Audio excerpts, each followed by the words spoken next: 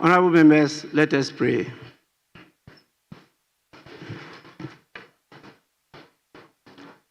Almighty God, we humbly beseech thee to look with favor upon this Parliament of the Republic of Ghana. Grant that it may perform its high duty as in thy sight. Give divine guidance to the President of the Republic. Endow members of Parliament and ministers of state with discernment and vision, integrity and courage, that through the labors of government, this land and people may be well and truly served, and our good purposes for the common human life be realized in our midst.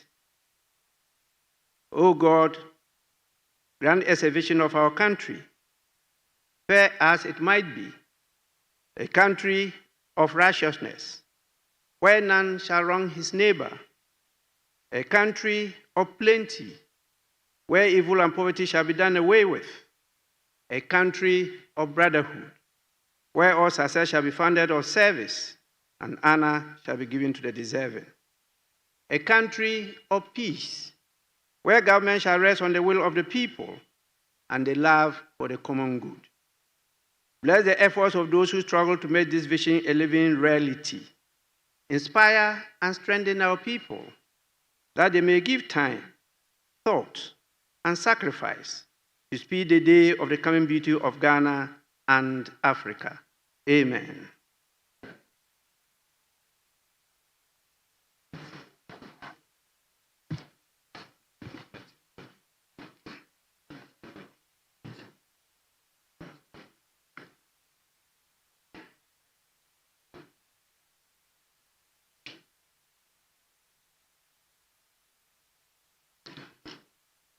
Honorable members, in view of the fact that we took some time to try to resolve some issues, we will not take the roll call today.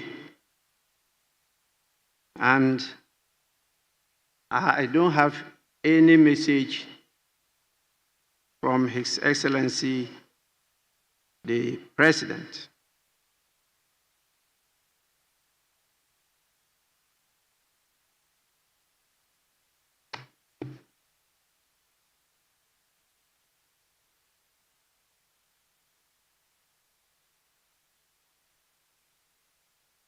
I don't have a formal statement to make, but have a statement to make.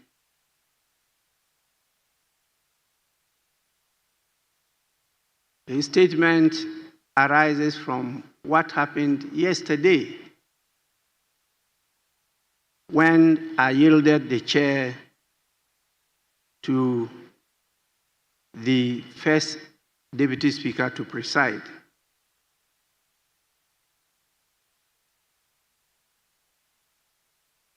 The House ended not too well, and it's a matter of serious public concern. Even for us in the House, we are getting too worried about how things are going. And so I intend to make this statement and to give opportunity to your leaders to make comments. Honorable members,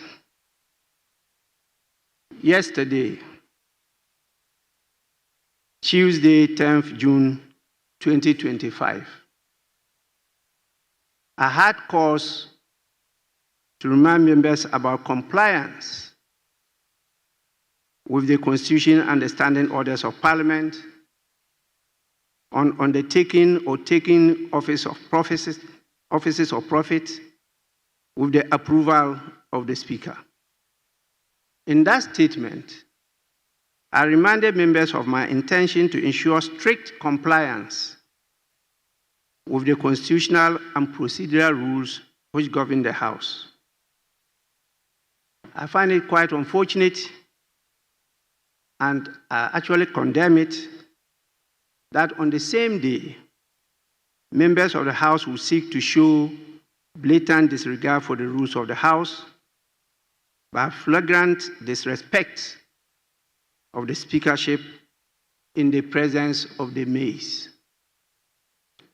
The mays is the authority of the House, and when it is upright there, you dare not disobey it. Honorable members, it is thus with a deep sense of duty and concern for the integrity and dignity of this House, and even members of Parliament, that I address the regrettable development that occurred in the chamber yesterday during the sitting presided over by the First Deputy Speaker. You recall during proceedings yesterday, the Honorable Member for Efiduase Asukore, Honorable Dr. Nana Ayu Afriye, signaled his intention to make a statement which he characterized as being of urgent public importance. At the time, the First Deputy Speaker was in the chair and sitting was underway.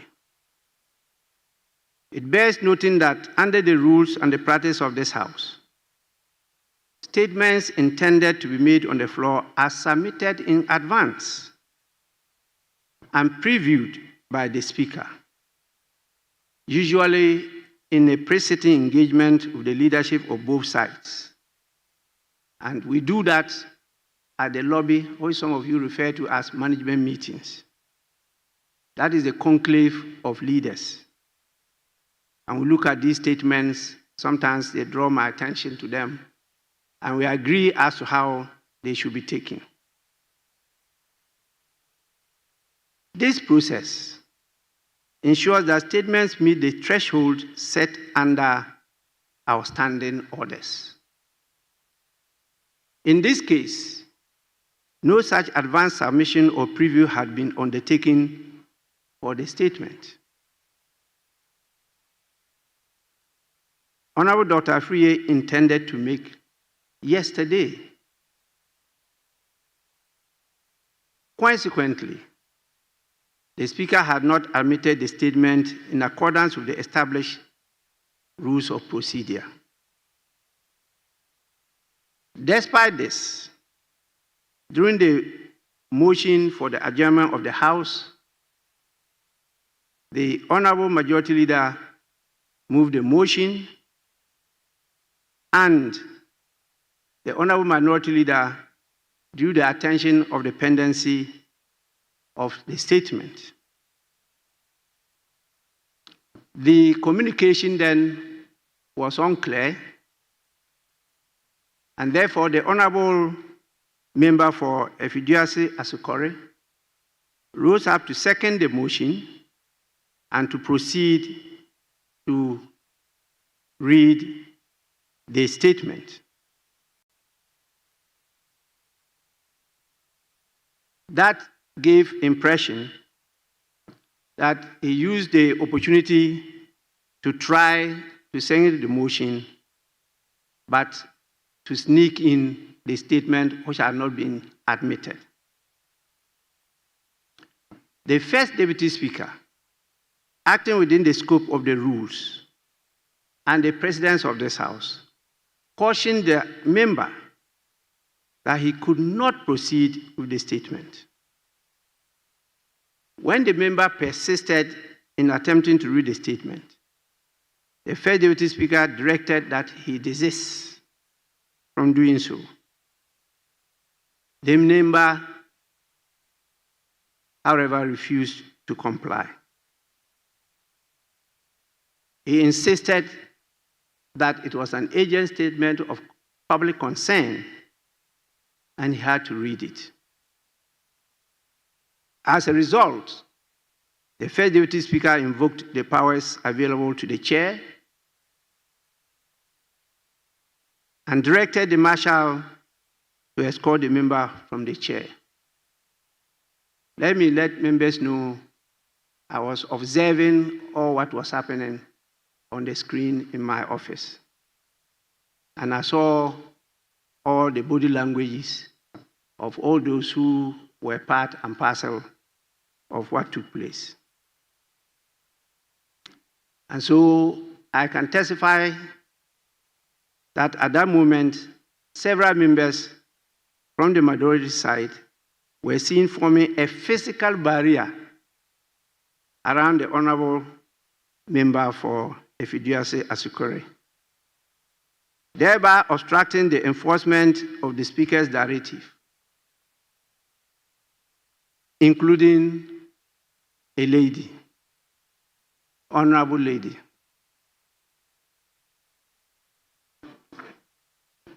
This was followed by scenes of heated confrontation, including the hurling of unprintable and offensive language toward the chair as the First Deputy Speaker exited the chamber after the House had adjourned. In fact, when I saw the honorable lady, I sympathized with her because, you know, anytime the honorable ladies are getting close to the Speaker, there is always an allegation that that's the Speaker's girlfriend.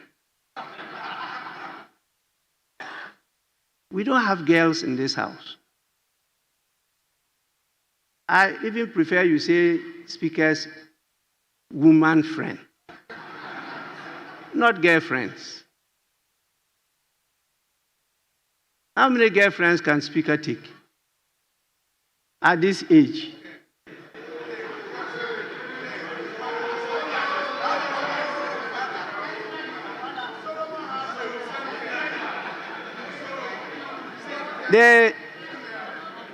The Speaker is very grateful to the Almighty God for the blessings. If not at this age, I would have been among the category you know by your general terms, look no do. But, honorable members,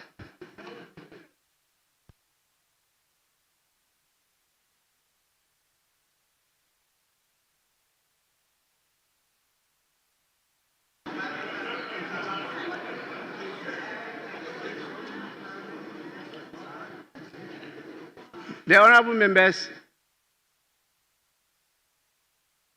you are finding it difficult to understand look no do.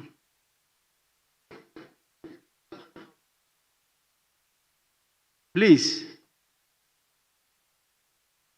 the Speaker has no girlfriend in this house.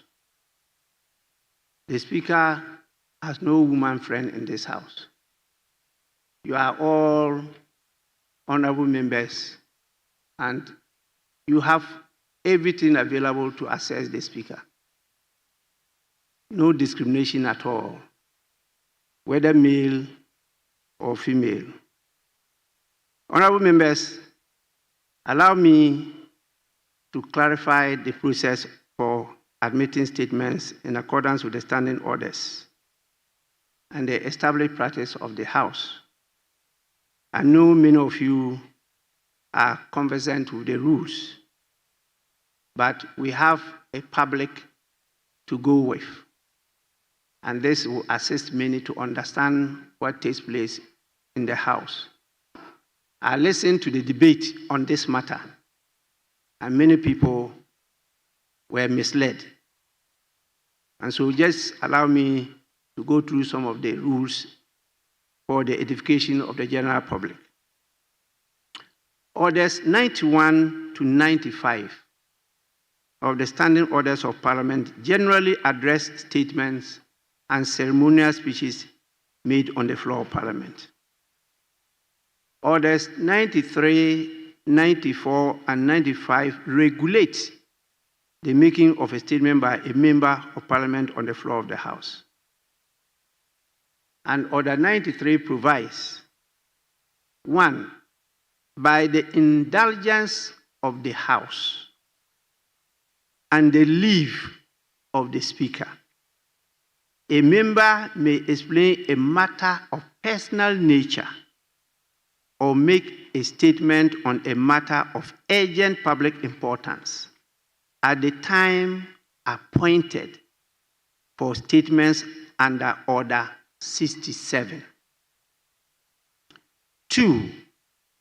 The proposed statement shall be admitted by the Speaker with or without modification. 3. The text of the statement as admitted shall be read when the member is called upon to make the statement. 4. A statement other than a personal statement may be commented upon by other members for a limited duration of time not exceeding 1 hour. 5. A member may comment on the statement for a period not exceeding 5 minutes, and the comment shall not provoke debate. 6. Where a member makes the statement, the Speaker, considering the comment on the statement made directly, may direct a committee to investigate and inquire into the matter, and where necessary, proposed legislation. And 7, the Speaker shall cause to be transmitted to the clerk statements admitted to be made on a particular day to be advertised on the order paper for the purpose of notice to members. And 8, the clerk shall make available to members copies of admitted statements. Honorable members, this is the procedure.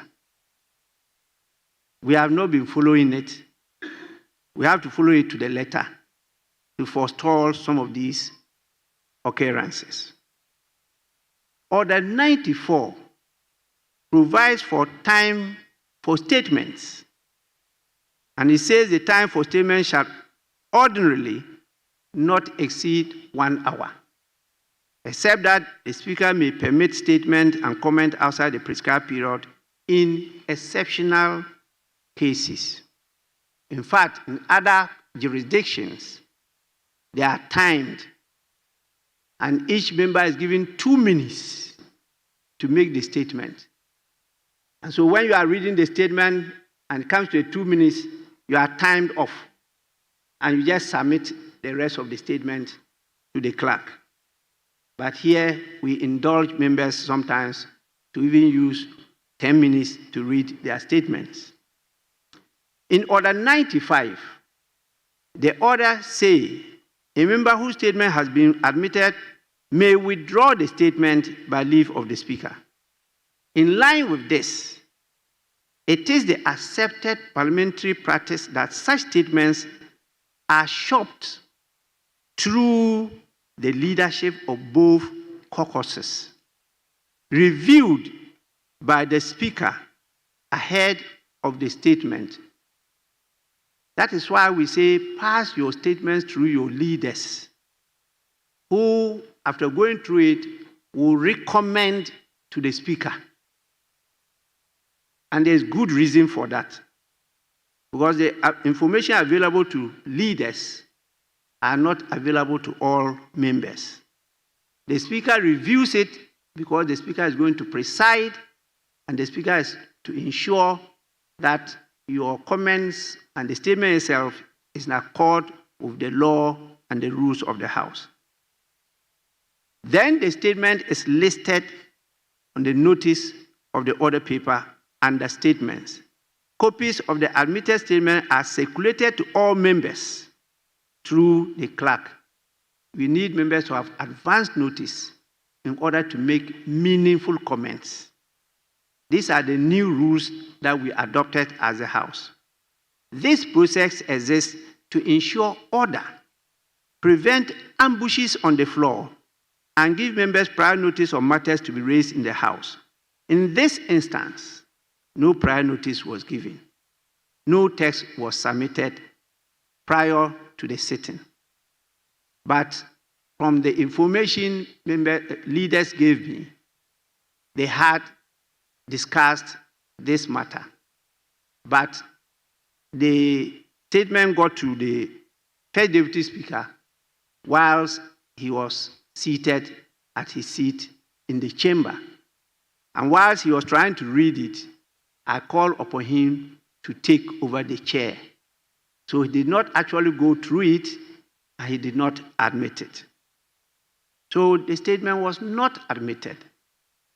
Accordingly, no such statement could lawfully be made on the floor. Honorable members, I don't need to talk to you about the powers of the Speaker. They are clearly stated in the law. If you read the Parliament Act 1965 and the standing orders of the House, they are actually colossal. And if fully applied, could be of serious danger to the career progression of members of Parliament. But I will just say this, that Shakespeare taught all of us that even a dog is obeyed in office. When we sit here, we are not saints. We are not infallible. But there's good reason why we are called right honorable. And you are called only honorable. The Speaker, however the situation, is always right on the floor. When he's wrong, the law has given you the opportunity as to how to come back to the same floor to prove that he was wrong. So please, I repeat, even a dog is obeyed in office. I want honorable members to take this in good faith. I know in the light of these events and in defense of the institutional integrity of Parliament, I refer to the conduct of the honorable member for Effiduase Asekore. This is not a matter to be referred to any committee. It's a matter that I've discussed with leadership, and we've agreed that it should be resolved. And we will resolve it here openly for all of us to be guided so that in future we don't fall foul to these rules. I have reviewed the records. I have listened to the leaders, and I think in the interest of all of us, particularly our rules, the order of the House, discipline, and mutual respect, I want to call on all of us to do what is proper. We should not unilaterally override our rules, undermine authority, or obstruct the due process. They endanger not only the legitimacy of our work, but they also undermine the authority, the relevance, and value of Parliament. And more importantly, the very survival of our democracy. I want all members, including myself, to recommit ourselves to the values of dialogue, accountability, and the rule of law. Please, I want to end here. Thank you for your patience and your understanding, and give opportunity to the leaders of the House to make some comments. I thank you for your attention. Yes, Minority Leader.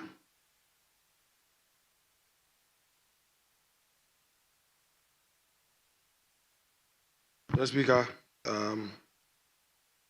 I want to thank you for the steps you've taken to guide all of us to solve this problem. We've already assured you at conclave that you will have our cooperation in ensuring that there is order to guide our proceedings and to help uphold the integrity of this House. Mr. Speaker,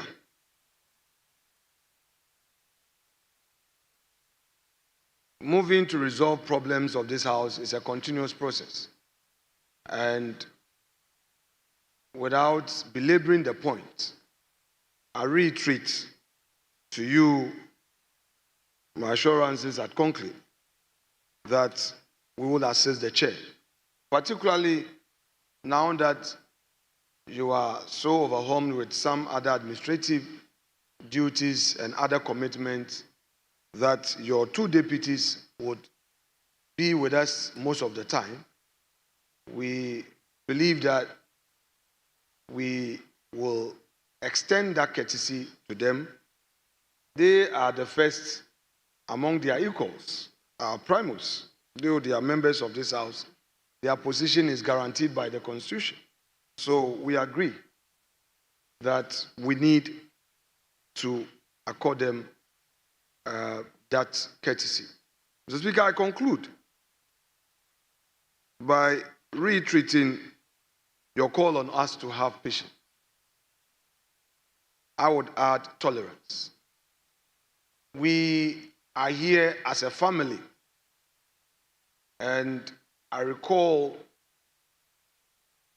Right Honorable Do Ajaho when in 2013 we had the orientation at Gimpa.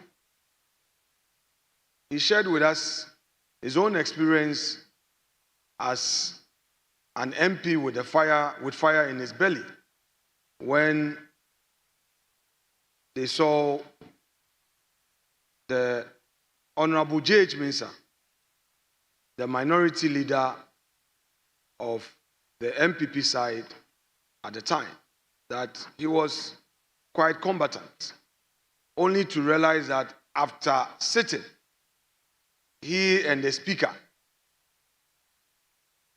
the Right Honorable D.F. Anna, were in the office enjoying some good whiskey. And he told them that you young men, you think we are here to fight. We are not fighting. We discuss ideas. And it changed his perception about his attitude towards colleagues opposite him in the chamber. The Speaker, for me, I believe that we don't just come here as parliamentarians, but we come here to build friendship and relationship. Mr. Speaker, I believe that it is that friendship and relationship that earn you that your enviable position. We may not be happy that you assume the chair in the 8th Parliament, but it's because of relationship that perhaps got some people to believe that, oh, that is our friend, let's entrust in him the powers of speakership. So I want to encourage colleagues that no matter what, the Speaker has called upon us to have patience. I am adding tolerance to it. We may disagree, but that is the beauty of politics. We cannot always agree. Let's disagree, but be measured in the language we use even when we disagree. Mr. Speaker, we cannot all be perfect. We are never perfect. We make mistakes. I make mistakes. But we should be committed to the national interest and know that today we may be to your left, tomorrow we may be to your right. Fortunately, the two political parties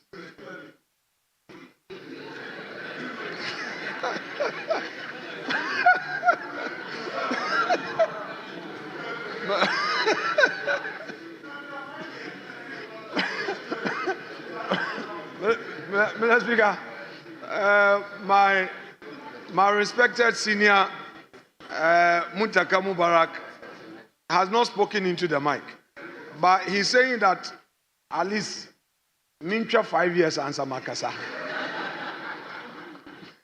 Mr. Speaker, you have only 3.5 years left. Mr. Speaker, so fortunately, the two political parties that have taken the stage in this Fourth Republican Constitution have all tasted power and have tasted opposition. So I think we must better understand this whole concept of patience and tolerance.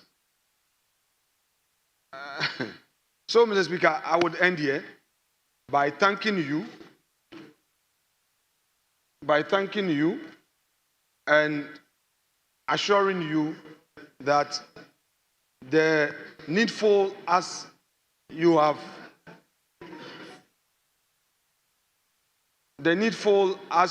enjoined us to pursue.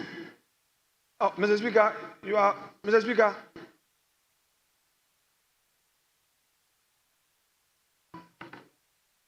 Mr. Speaker. Yes, Minority Leader. The needful as you've enjoined us to pursue shall be pursued. I want to thank you once again for the fatherly approach you've adopted in dealing with this matter. Thank you so much. Honorable Majority Leader. Thank you very much, Right Honorable Speaker.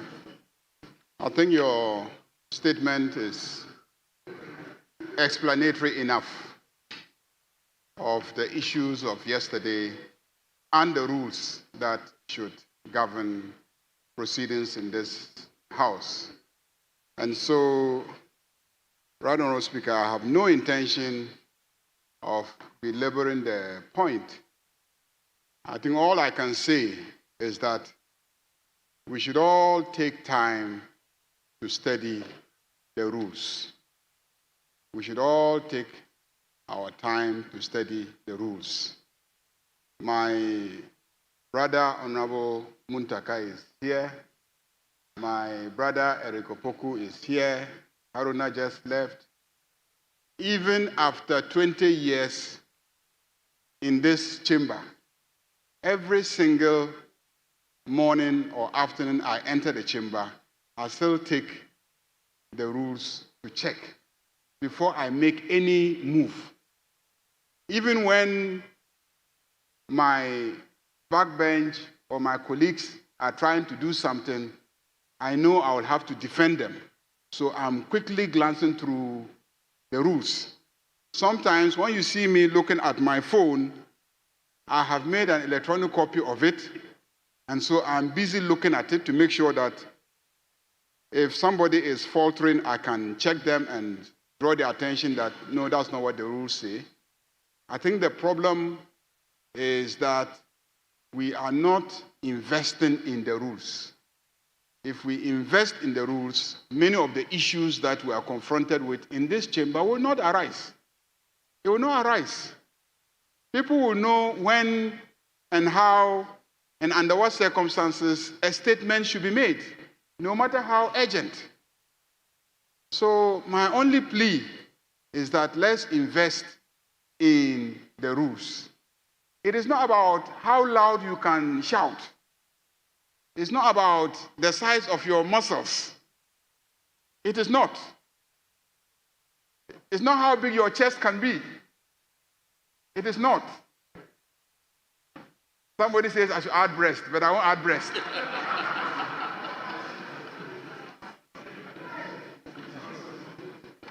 It is basically what the rules say that you can do or not do in this chamber. And when people are trying to insist on the rules, please let it not be presented as if there is an attack on one side of the House. It's just the rules. It's simply the rules. The rules may make provision for us to make concessions, but those concessions must be willingly made. They cannot be coerced. They cannot be forced on anybody. It has to be negotiated and willingly made. If the evidence is that there is no willingness to make those concessions, we must continue as dictated by the rules. So, Mr. Speaker, you have a long business today, and so I will not repeat any of the things that you have already said. I believe in this chamber, you remain a fountain of wisdom, sagacity, and knowledge of the rules, and we'll continue to learn from you and to be guided by you. And I thank you very much for giving us this ruling without penalizing any member of this House. Your magnanimity is appreciated. Clearly, there were very serious and egregious breaches of the rules.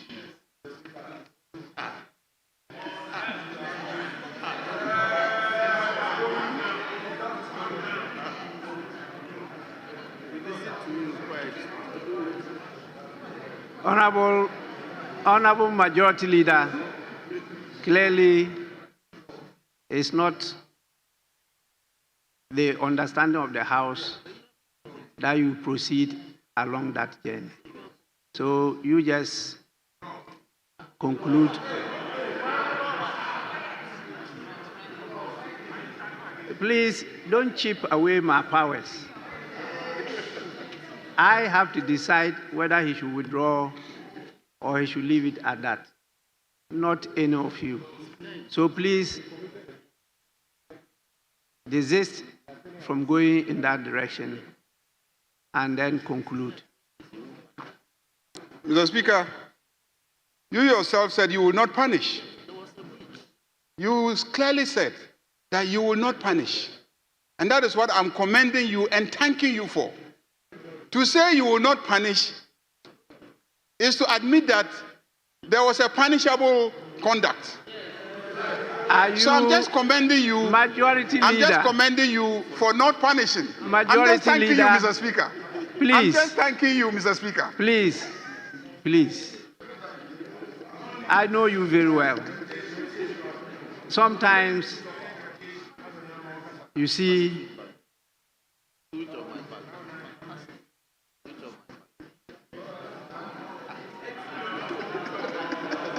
do I say it? So Mr. Speaker, I'm just thanking you. I'm just thanking you. Do I say it? I'm just appreciating you, Mr. Speaker. My Nigerian friends say, I'm just appreciating you, Mr. Speaker. You are highly appreciated. Thank you, Mr. Speaker.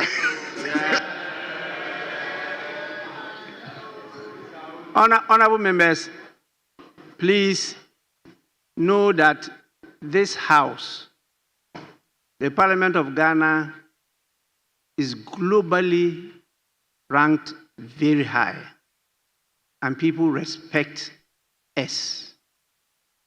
And it has shown in all the conferences you've attended that any time a member of Parliament stands for a position from Ghana, the member is elected and given the position. Have you realized that? Yes. They don't even contest you. Once we say you are from Ghana and you are contesting a position, it's given to you. And many of you seated here are holding those positions. So please, in your own interest, even if you are not talking about the country, your own interest, we have to conform. I sit here as the chair of all the speakers in Africa. And that is why you see me, as somebody said, changing plane in mid-air. I don't know how that happens, but I have to run around the parliaments in Africa, whether north, south, east, west, central, they call on me. And you know I'm the immediate president of the Commonwealth Parliamentary Association, 182 parliaments. And so we've been well branded and marketed. And that inures to your benefit and to the benefit of the country. So take these matters seriously. I'm getting to the end. You are just starting. That will be a better career for you than me. So please, allow the old man to mentor you properly. We have in our midst some distinguished visitors from our schools. You know, they are leaders of today and tomorrow. We have students from the Jachi Pramso Senior High School. They spelled it with J-A. That's why I said Jachi. And it's at the Bosunchui constituency. And they are led by the head of the department in the person of Collins Opoku Buahin. They are 88 in number. 88. They are to my right. And on your behalf, I want to welcome them and to encourage them to keep on coming. We want to catch you young, let you perform better than we are doing today. So you are most welcome, and please take time to learn and observe what is happening here. You may resume your seats. We also have students from the La Kwatanang Madina constituency, coming from the school called Gladys Otima Memorial School. They are led by the civic educator in the person of Hannah 9. They are 16 in number, and they are to the left of the speaker. You are also warmly welcome, and please make good use of your presence here. We thank you for coming. Please resume your seats. And we also have the third group coming from Yilo Krobo constituency, from the Doorbell International. They are led here by the administrator in the person of Leroy Obing Yirenchi. They are to the left of the speaker. You are also welcome. And please make the best of your time here. You see, your MPs, they are not fighting, they only debate.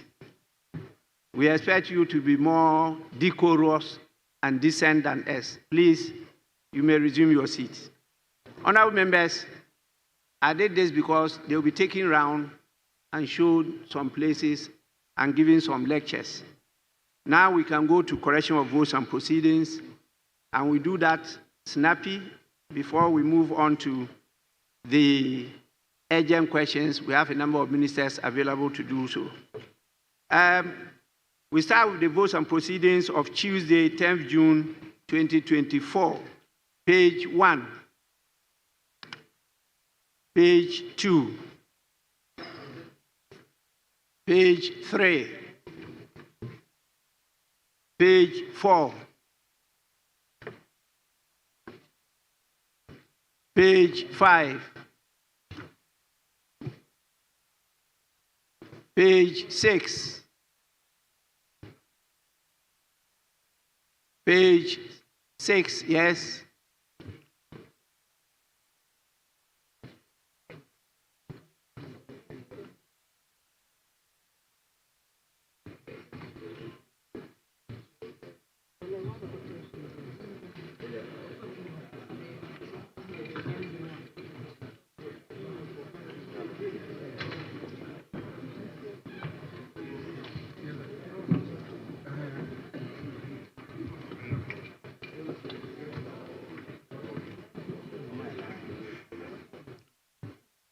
Sorry, your mic is not on. Please. Okay. Speaker, thank you for the opportunity. Mr. Speaker, may I seek your guidance on this matter? Item number 5 on page 6. It spills over to page 7. names of members who are listed as absent without permission, even though I can identify as many as 13 out of that list whose leave of absence with permission has come to me. I've recommended for approval and remitted same to your office for approval. So I am wondering how that can be rectified.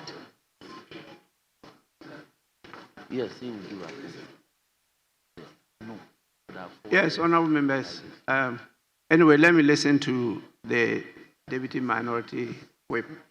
Mr. Speaker, the Majority Chief Whip should know the rules. You just guided us on how statements are to be admitted. The same thing applies to members on leave of absence.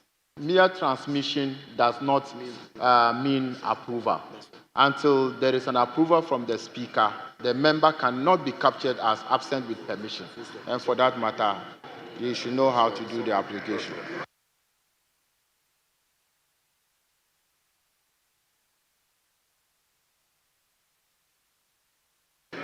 Mr. Speaker, he didn't listen to me at all. I rose to seek your guidance because some of the names that have been captured as absent without permission, the members apply for just 3 days. And so when they submit it to me, I recommend for approval, and then I quickly forward to your secretariat.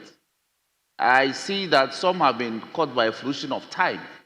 That's why I'm seeking your guidance that eventually when the approval comes or otherwise, how would it be rectified? You just don't get up and say, I should know the rule. Please, don't do that. Don't do that. So, Speaker, that's why I'm seeking your guidance, because these are, the application of the rules are also fused with administrative exigencies, and it keeps happening. So I am only seeking your guidance on the matter. Be patient.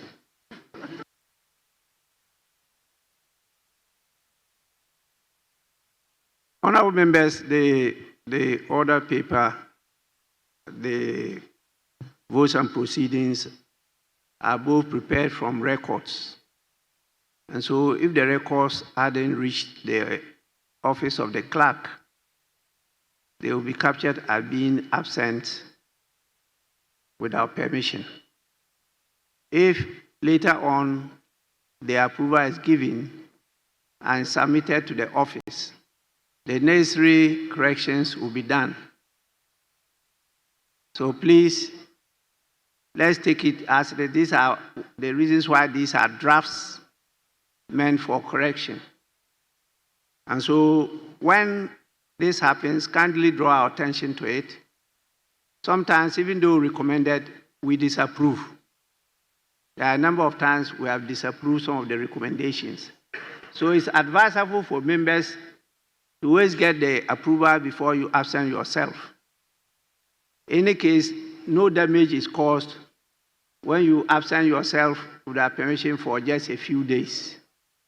That is permitted because of the nature of our work. The rule only says for more than 15 days. And that one definitely is within a meeting. It's not like the old rules that dealt with a session. That is a whole year. But this one, a meeting of about 3 months. The rule too doesn't say it must be continuous. No, it doesn't say so. So when you accumulate absence for more than 15 days within a meeting, we can add all and say you have vacated your seat. This one, when you disagree with me, the courts are there for you to go and try your luck. So we move on. That is the guidance I can give. Page 7. Yes, please. Honorable Speaker, on page 7, item 6, recognition of schools stroke visitors, because the top items capture only schools. I'll be grateful if we delete the visitors and leave out only recognition of schools to conform with what we've been doing currently. I'm seeing that on item 6, we have recognition of schools stroke visitors, but we have here listed only schools. So if you could delete the visitors and leave only recognition of schools. Thank you. Well, Honorable Member, you are right, but that's the heading on the document that is submitted to the office. Is there recognition of schools, stroke visitors? But since we add only schools, you don't need to add the visitors. Page 8. Yes, page 8. Yes. Speaker, item number 7, paragraph 5. Speaker, I recall vividly that in giving the direction, you indicated that the forms be submitted within 14 days. That's the application for the grant or otherwise of a member seeking to hold office of profit should be submitted to the committee within 14 days for their consideration and report. The application is not simply to be submitted to the committee. The committee is to consider it and report for a final approval, if that can be indicated. Yes, it must be properly captured. It's the forms that should be processed through the committee or submitted to the committee within 14 days, not the regularization of that. Yes.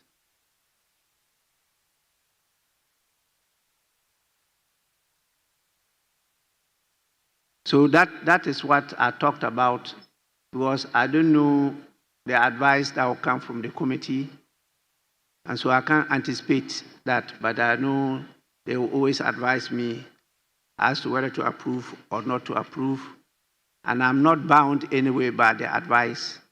I'm guided by it. Please properly give the rendition as conveyed by the statement. Page 9. Yes, please. Speaker, I'm exceedingly grateful to you. The page under review, item 9, caption questions. Question number 48, the very last line. The members seeks to inquire from the name under, that's Dr. John Pandit Esiama, but I think he was trying to refer to the governor of the Bank of Ghana. His real name, Johnson, but over here is John. It's Johnson, so if the record could capture him appropriately. The real name is Johnson Pandit Esiama. Thank you.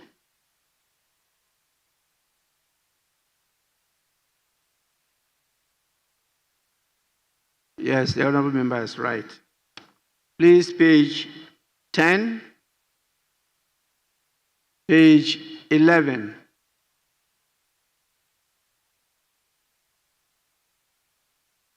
Also, in the spelling of Asiama, there is no H at the end. So, table office, do the proper thing. Page 12. Yes, please. Mr. Speaker, on page 12, and I also add page 11 to it. Looking at the commencement of the meeting, the subsidiary legislation committee meeting, it started at 11:13 a.m. That is under opening. But when you go to closing, it ended at 10:10 a.m. So it appears the meeting ended before it started. So if we can do the reconciliation and find out the right time the meeting ended. Thank you. This is to the Subsidiary Legislation Committee. Please kindly guide the table office to do the right thing. Page 12, page 13, page 14, page 14.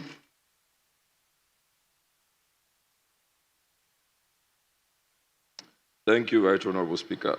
Page 14, IV, that's 1, 2, 3, 4.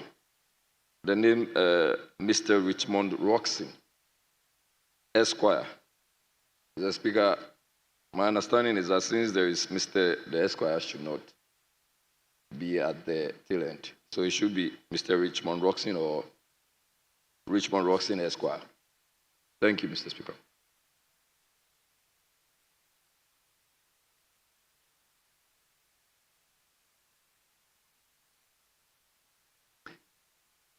Well, table office, kindly take note, cross-check and do the right thing. Page 15, page 16, page 17. Honorable members, in the absence of any further corrections, the votes and proceedings of Tuesday, 10th June 2025, as captured, are taken and adopted as a true record of proceedings.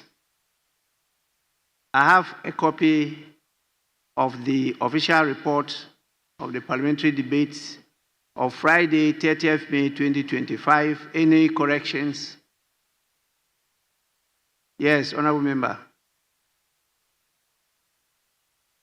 Honorable Speaker, at column 23, number 69, the names under the constituency, Abofor. It is not Abafor, it is Abofor. It's ABO, FOUR. Then you come to III, the same correction has to be effected there, Abofor. And Mr. Speaker, with your indulgence, we go to column 31, the first paragraph. Sadness to the power 4, and our back, sadness to the power 3. Majority leader should something. There's the omission of the verb do. So, majority leader should do something. Then you come to the next sentence. The mood of the House is not too good. Members are happy. And I'm wondering how a mood that is not good, members can still be happy. So I'm thinking that there's an omission. Members are not happy. Otherwise, these two sentences wouldn't make sense. Thank you.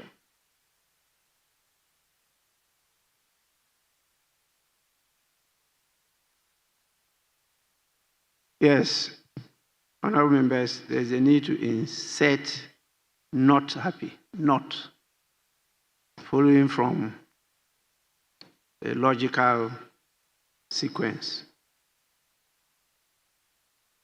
In the absence of any further corrections, the official report of Friday, 10th May 2025 is hereby adopted as a true record of proceedings. We now, honorable members, will move to questions. And we have urgent questions.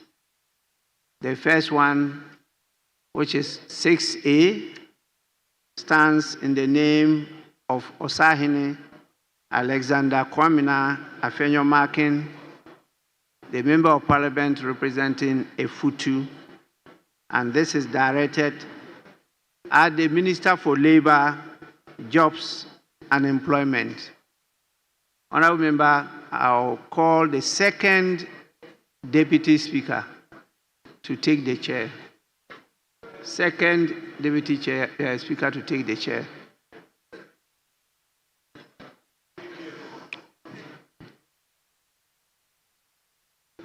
Yes, Honorable Osahin, you may ask your question now.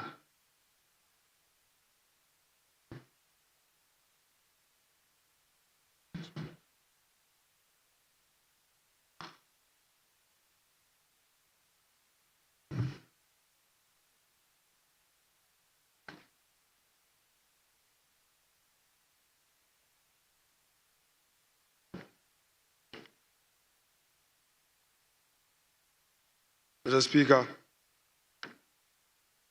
I rise to ask the Minister of Labour, Jobs and Employment the total number of Ghanaian youth affected by the Chief of Staff in a letter dated 10 February 2025 with reference SCR/DA/85/01/A.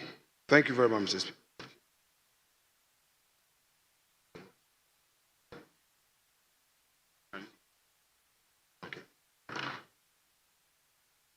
Thank you, Mr. Speaker. Mr.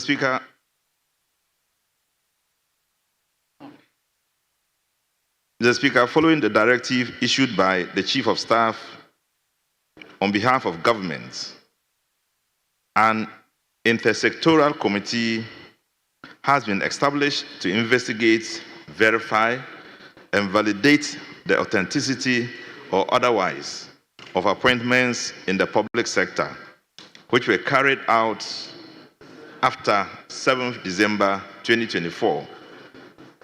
Mr. Speaker, I wish to reiterate that the committee's work is ongoing, and I will update this August House on the number of Ghanaian youth affected by the termination of appointments when the validation process is complete. Thank you, Mr. Speaker.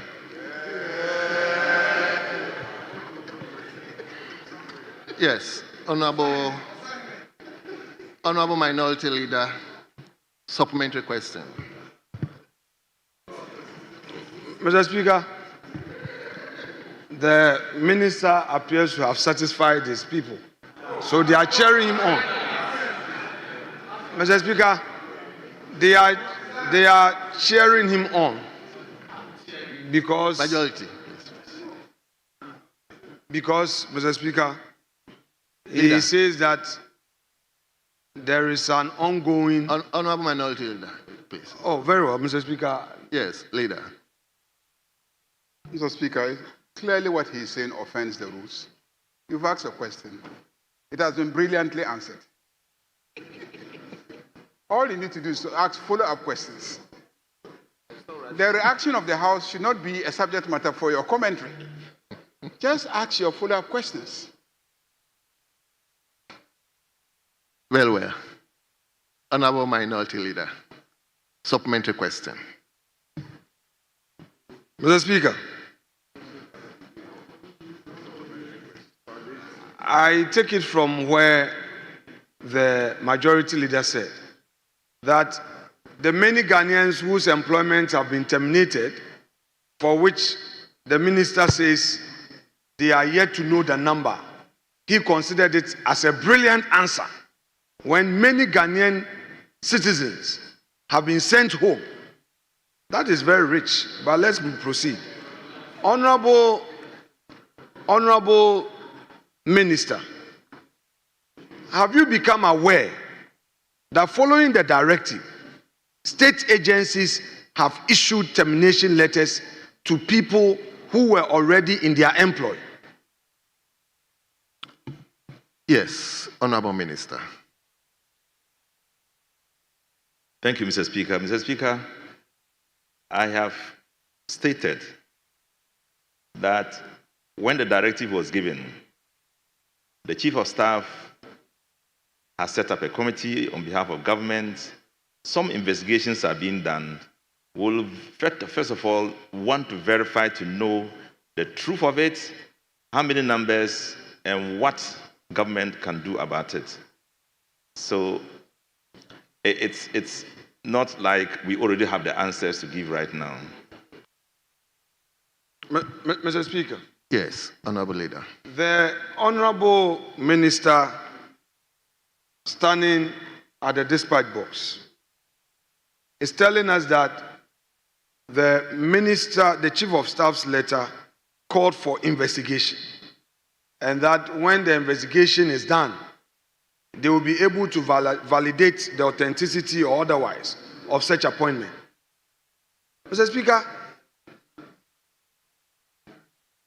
is he aware that even before the investigation could be completed, citizens who were in the employ of state institutions that are commercial in nature as well as public service institutions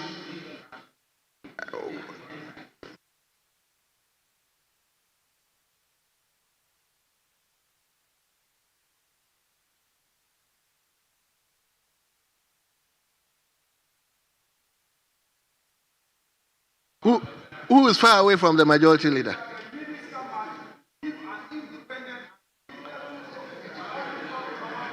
Honorable Asahini, when you were sitting there, were you not guided?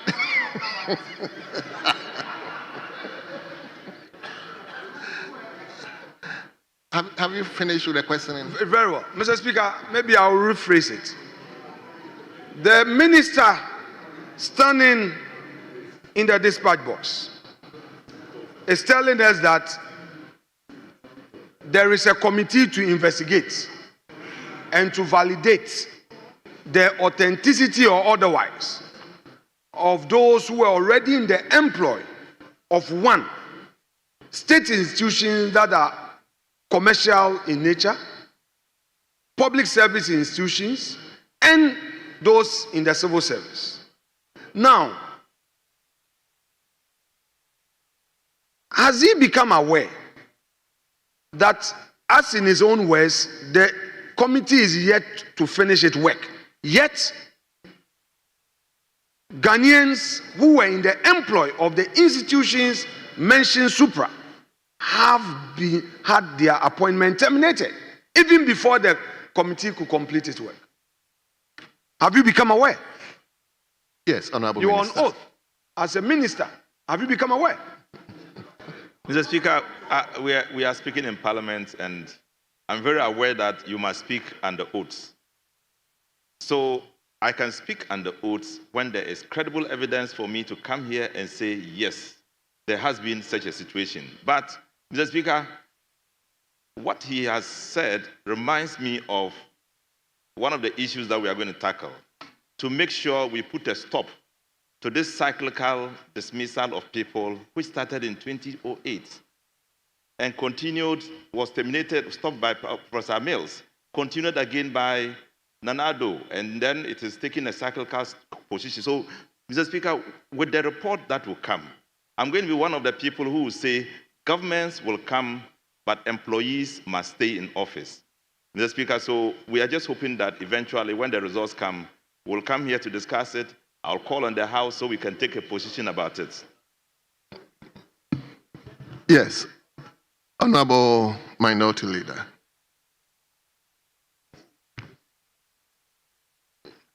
Mr. Speaker, the former deputy leader of this House, and now the minister responsible for labor, employment, and jobs, is telling the people's representatives that he is unaware of any dismissal as a sequel to the letter from the Chief of Staff. The nation has heard him. Now, have you become aware of any petition to your office as a result of actions taken against any employee of the state as a result of the Chief of Staff's letter? Minister, any petition?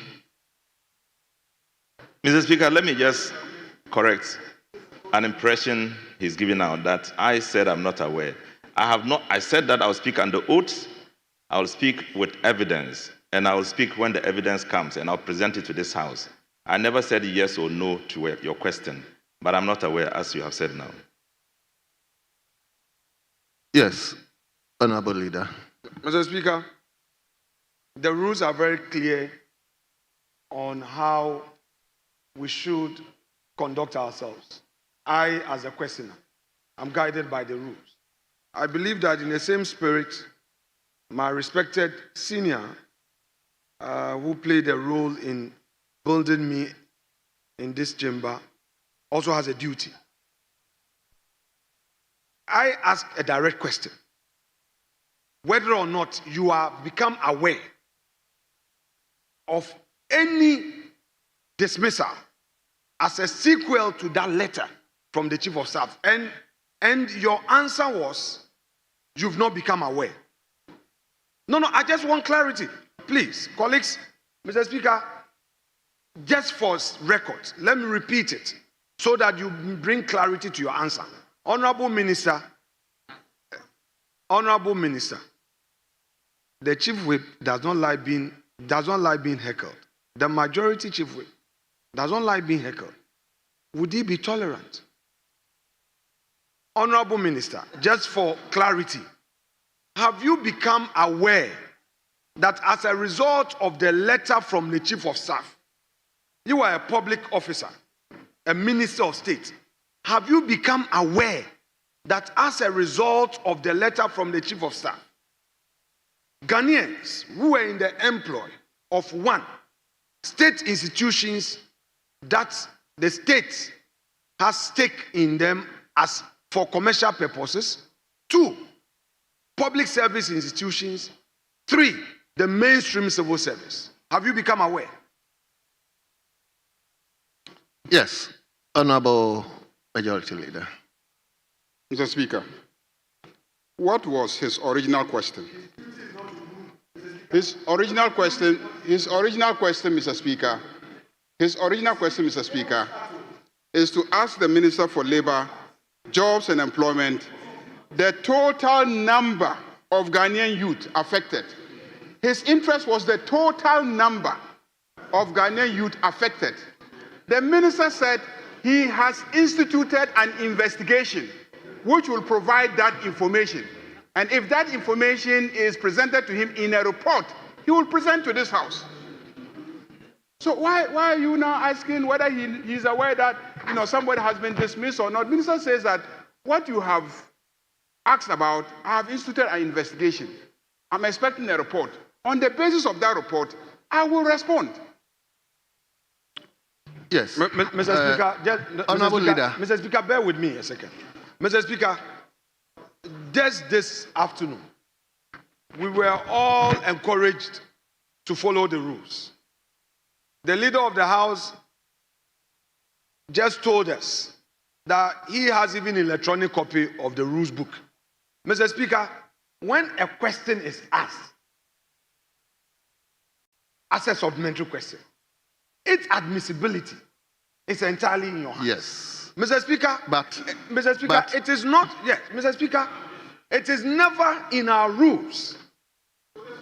No, Leader, Mr. Speaker, it is not for, Mr. Speaker, Leader, what the majority leader is doing. Mr. Speaker, the majority leader is leading us. Majority leader is leading us and he should lead us.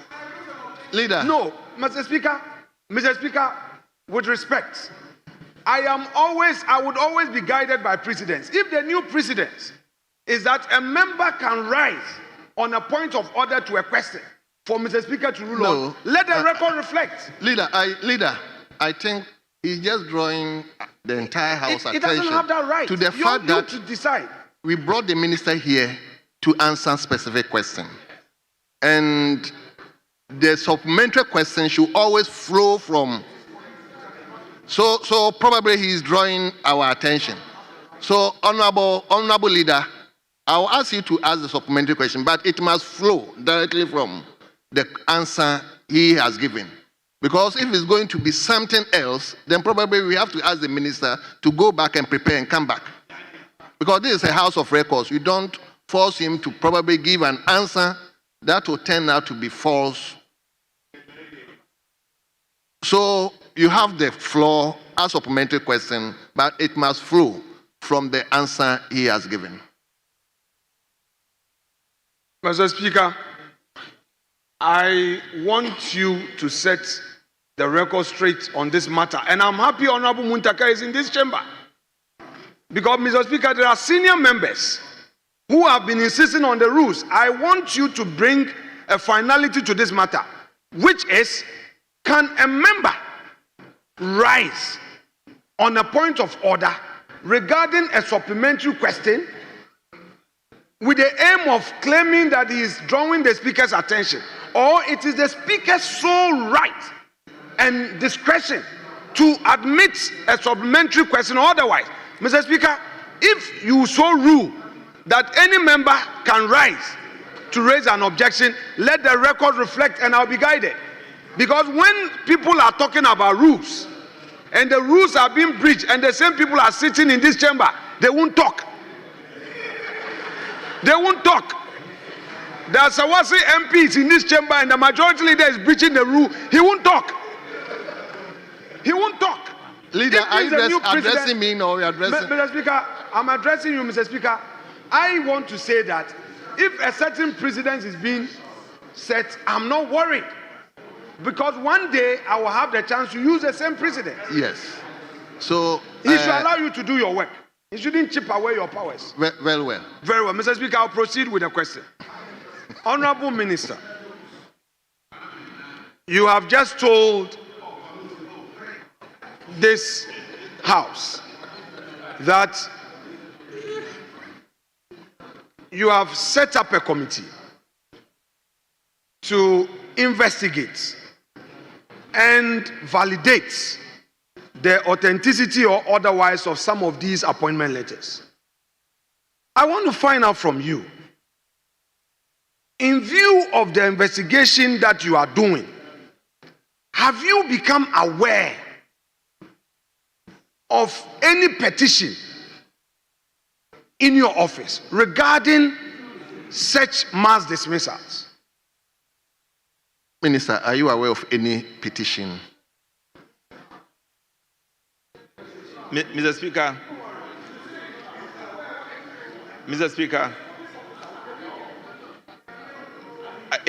this question is a very straightaway question, and we'll get a straightaway answer. If there were no such complaints, requests, there wouldn't have been a committee. Well. Those things have come. We are set up a committee and we're working on them. Why are you asking whether I'm aware? They are there. My man, my minority leader. We have been together for a long time, so just give it up, so I can. Minister, just answer else. the questions. Don't say yes. Honorable Minister, in the question, I referred you to the dates of the letter, 10th of February 2025. Fortunately, you have been honest with this House by saying that you become aware that as a sequel to that, we've had some mass dismissals. That is why you are investigating. Now, in view of the unemployment situation we have, would you, in the interim, direct, that is pending the investigation, let me bring clarity, instead of these innocent Ghanaians sitting at home without any job, would you direct that they get back their jobs pending the validation of their appointment letters? Because, Mr. Speaker, from what you are saying, you are not done yet. However, certain actions have been taken that have rendered them unemployed. teachers, nurses, and we need teachers in rural communities. We need nurses in rural health facilities, ship compounds, etc. Would you, in the interim, suggest or direct that they are giving back their job pending the final outcome of the investigation? Honorable Muntaka, you hold on. You hold on. Minister, just respond to the question.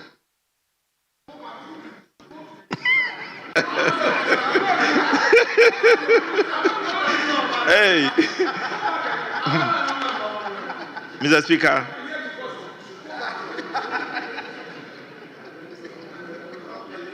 Mr. Speaker, first of all, I don't have the capacity. Secondly, if I had the capacity, I don't have the basis. The basis must be clear from statistical evidence that would have come out from the investigations. Thank you. Honorable Leader, I'll give you the last slot. You are a leader, that's why I have tolerated. This is the sixth question, supplementary question. So I will. Mr. Speaker, with respect, Mr. Speaker, don't give.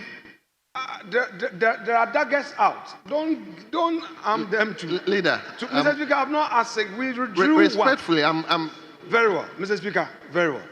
Very well. Oh, you want to? Mr. Speaker, no. Don't encourage it, Mr. Speaker. Don't encourage it. Don't encourage it, Mr. Speaker. Don't encourage it. We have to finish this. Honorable Muntaka, just allow him to ask the last question, please. I beg of you. He hasn't called you. So you said we should go by the rules. He hasn't called you. Don't put on your mic. He hasn't called you.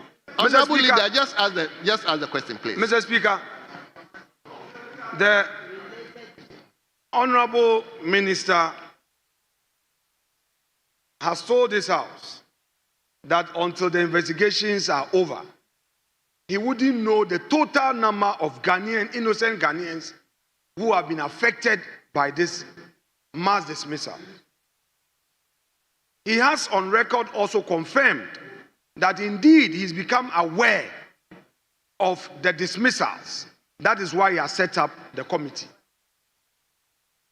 What I want the minister to clarify on is whether he will, in view of the state of unemployment in the country, and in view of the fact that we need essential services to be rendered in our rural communities, teachers are needed, nurses are needed, would he recommend that pending the final outcome of the investigation, those who are currently suffering and are at home, they themselves, their dependents, their community will be restored Last question. in the interim? One question. Would you recommend? Yes, Honorable. Mr. Speaker, I have a lot of issues like that. I don't want to go there. Starting from the last 10 years, 8 years, and they have come forward to say that they had been dismissed for a very long time. They and their parents and their wives and their children suffered for 8 years. And today, Mr. Speaker, no, it's not politics. They suffered for 8 years.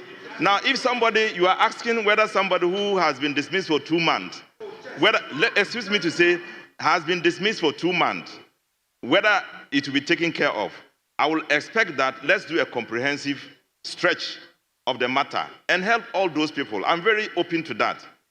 The 2 months who have been left, plus the 8 years who have been left, let's put all together, and I'm willing to go the extra length to support so that we can take care of all of them. Mr. Speaker, it is something we will work together to solve, not just this one alone. Thank you very much. Mr. Speaker, I'm done. I want to thank the minister for making an attempt. Mr. Speaker, let me thank him for making an attempt. But the jury is out there. The jury is out there. Mr. Speaker, When did we have in our standing orders provisions for thanking the minister? When did we incorporate in the standing orders provisions for thanking ministers?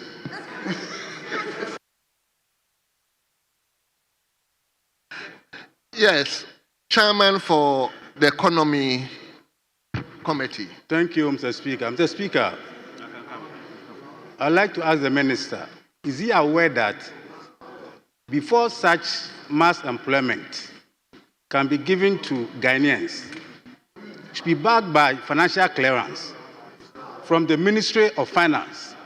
I'm asking him, when you enter the office, have you come across this financial clearance?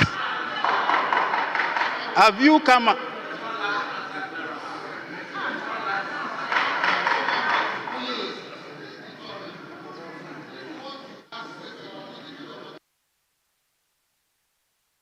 Do you hear him?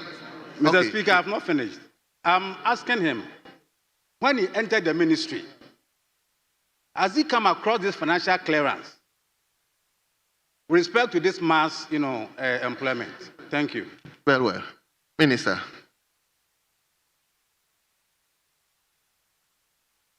No, Mr. Speaker, I haven't come across that. Financial clearance depends on the health of the economy. And we are told that the economy is not healthy now. So essentially, when it is done, I'm very sure they will give financial clearance. Well. Yes. Honorable Mustafa. Thank you, Mr. Speaker. Mr. Speaker, I want to find out from the minister when the investigation will be done for him to report to the House. When will the investigation that he has instituted will be completed for him to be able to report to the House? Thank you. Well, Honorable Minister.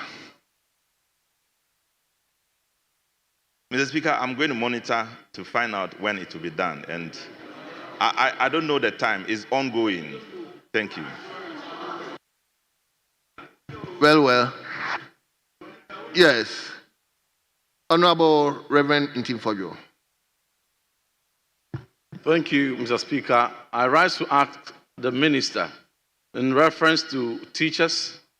Is he aware that on 10th of May 2024, in a letter signed by the Minister for Finance, a clearance given for 18,000 teachers to be recruited? 2024. Yes, Honorable Minister. Mr. Speaker, if there was any such clearance, I'm not aware. But if there was, it would have been expired by now. It would have expired by now, Mr. Speaker. Well. Yes, Honorable Emmanuel Bejura.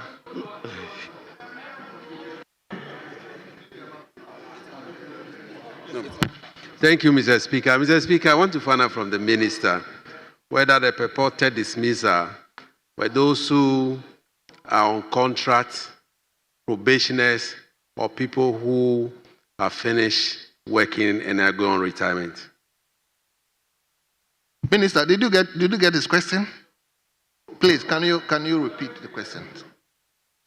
Mr. Minister, I want to find out whether the purported dismissal, whether there are people who were on contract, those who have reached their retirement time, and then whether they were probationers who are within the 6 months and were asked to go home.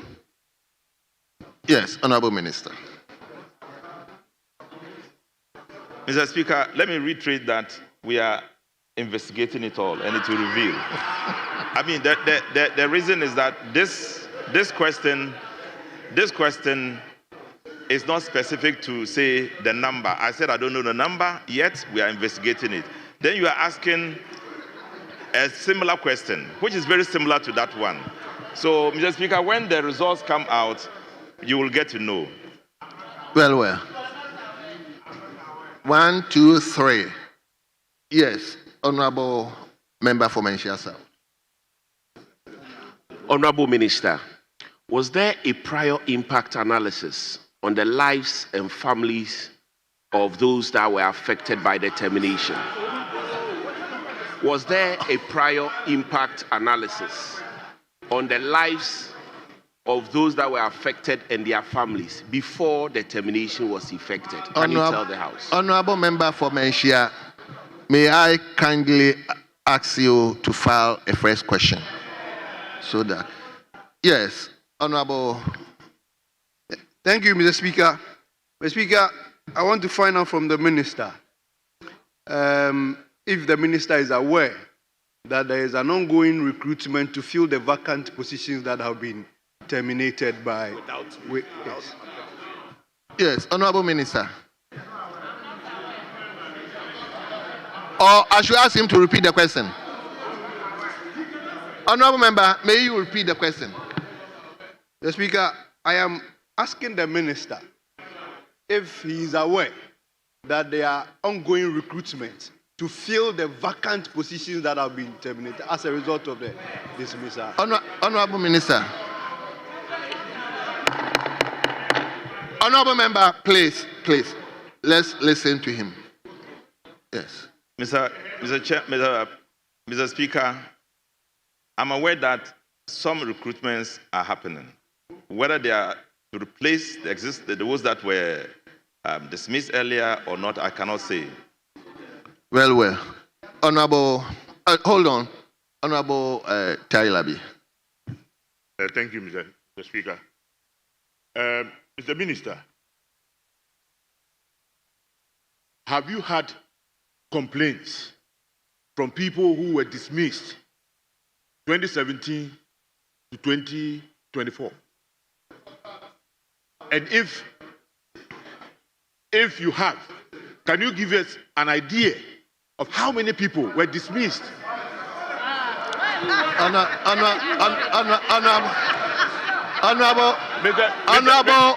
Deputy Minister. Wait a minute. Honorable Deputy Minister. Mr. Speaker, the question is specific. Mr. Speaker, let me amend my question.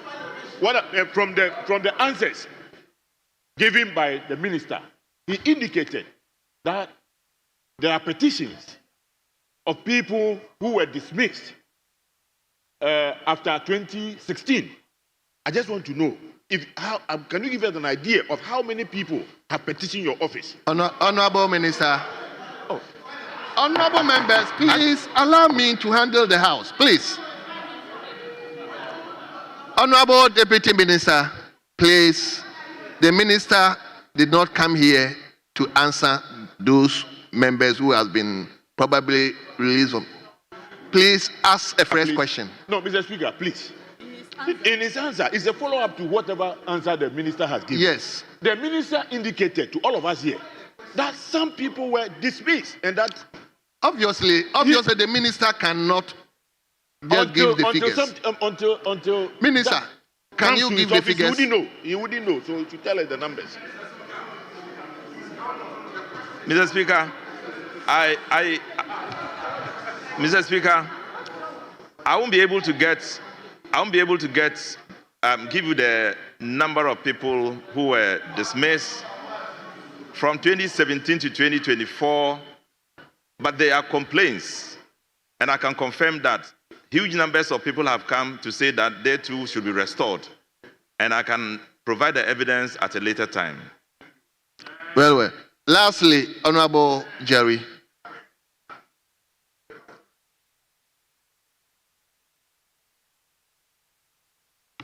Thank you very much, Mr. Speaker. Mr. Speaker, the Honorable Minister just admitted that he is aware of some recruitments that are being done. Is he in the position to give us details of the respective institutions that are carrying out such recruitments? Thank you. Yes, Honorable Minister. Mr. Speaker, I can't get that for him. Well. Leader.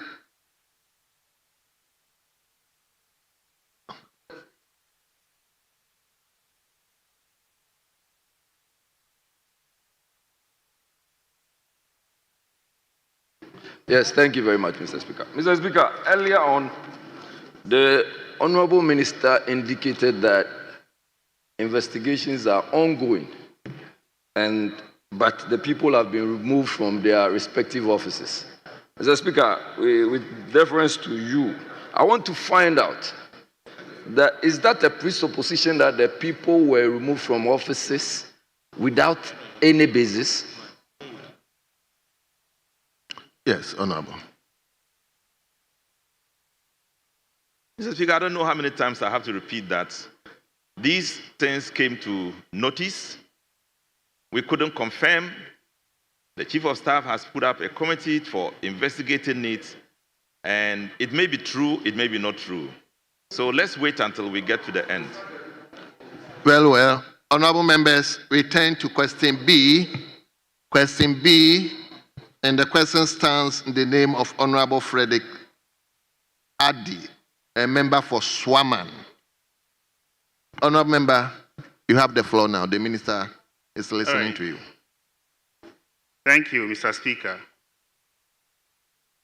Before I ask the question, may I seek your leave to effect some corrections on the last paragraph of my question to be asked? Looking at, I'm seeing 7th March 2025. It's supposed to be 4th December 2024. So, Minister. Hold on. May I find out, Minister, the question that came to you? What was the date? Because that can be substantial. He is insisting it's Yes. December 2024. Is that not right? Yes. It's supposed From to your be question. 4th December 2020. The 7th March.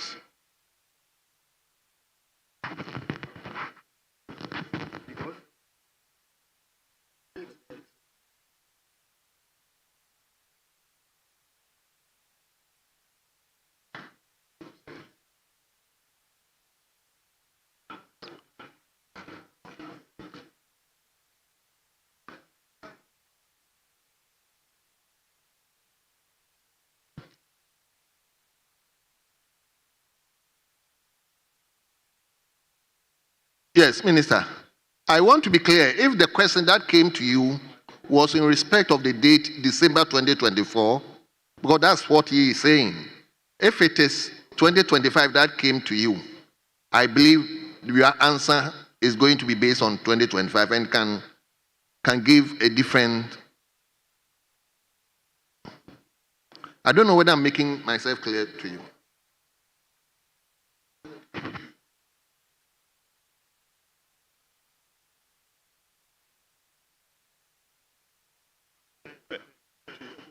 I just want to find out the question that was transmitted to you. It was 7th March. Honorable member for Swaman, he says 7th March. Do I ask him to go ahead with the answer? Because the Mr. answer Speaker, may be different. The question has the same headline. It's only the date that has been changed. But we brought the date on to be the 4th of December 2024.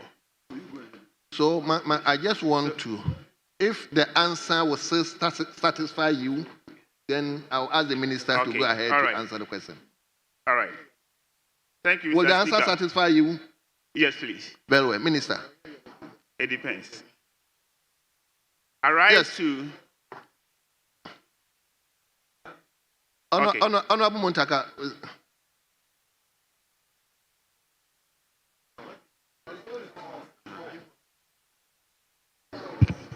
Mr. Speaker, with the greatest respect, the rules are very clear.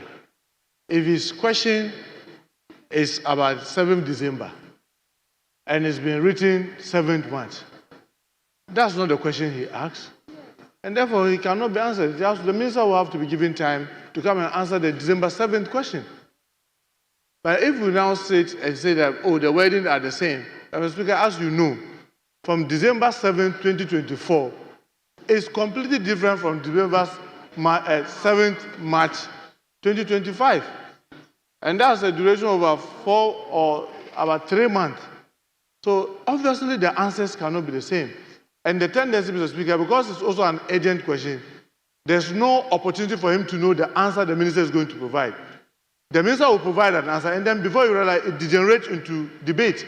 which is also against Order 87. So I think the right thing is for us to get the right questions so that the right answer is given. Thank you, Mr. Speaker. I think I'll have to go with what Honorable Muntaka has just said.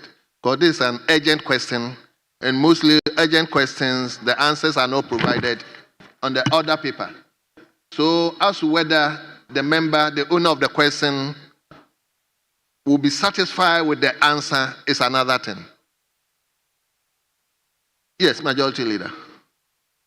Mr. Speaker, I appreciate what my colleague, Honorable Muntaka, has tried to guide us to avoid.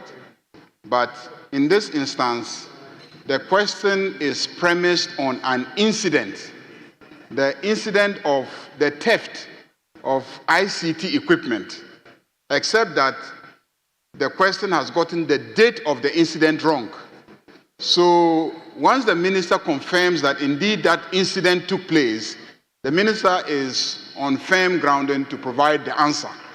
And I think that is what the honorable colleague is saying. And Mr. Speaker, being I believe a backbencher, to get us to a stage where we have admitted his urgent question. But Honorable Leader. The minister has the answer as well. Yes, Honorable Leader. Incidentally, I admitted the question, and the date is indeed 7th March. So it's the 7th March, that is the date that was transmitted to the minister. So I think the minister can go ahead and answer the question. So, Honorable Member, you brought the question, the date on it was 7th March, not the December you are talking about. This is the question. Except that prior to asking the question, he's trying to draw our attention that he got the date wrong. And so he wants to correct the date even as he's asking the question. I think that's what he's trying to do. Live long, leader. Live long, leader. So just go ahead and ask the question. Okay. Thank you, Mr. Speaker. Honorable Minister, do you want to announce your presence here?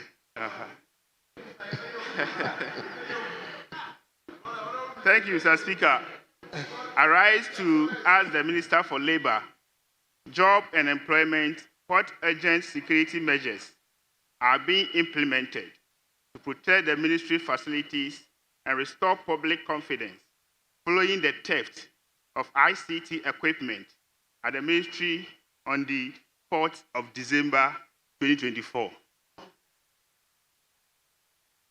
That's all. That's it.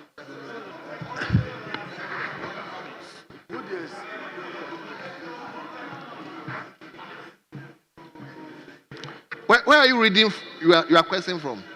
That is B. No. You said 7th March. B. But he's still saying December. But the question on the other paper is 7th March. Yes. Mr. Speaker,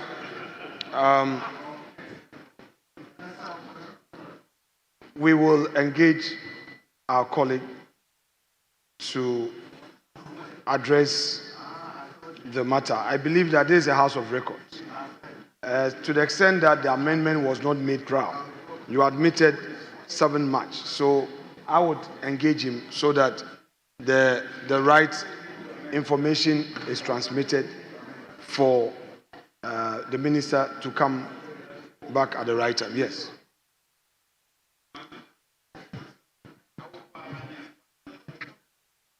Minister, what do you say? Or you want? Mr. Speaker, there are two things about this. Yes. There's a substance, which is the answer to a theft he's looking for, and there's a date, which is non-essential. Okay. I will provide the substance, which is more important than the date. Mr. Speaker. But the owner of the question has already read the yes. question. So, Leader. So you go ahead. Once he has read the question. Thank you, Mr. Speaker. Leader, with your indulgence. Following the unfortunate incident, the ministry collaborated with the security and intelligence agencies to apprehend the suspects. Subsequently, the suspect was apprehended and has since been convicted by the Accra Circuit Court for 2 years for unlawful entry and stealing. Mr. Speaker, however, the ministry has intensified its security checks to avert any similar occurrences in the future. This includes regular screening of visitors, instituting restricted visiting hours for all clients of the ministry, and beefing up the 24-hour CTC TV security surveillance. The measures are evaluated and reviewed periodically for continuous improvements on the security situation of the ministry. Thank you, Mr. Speaker.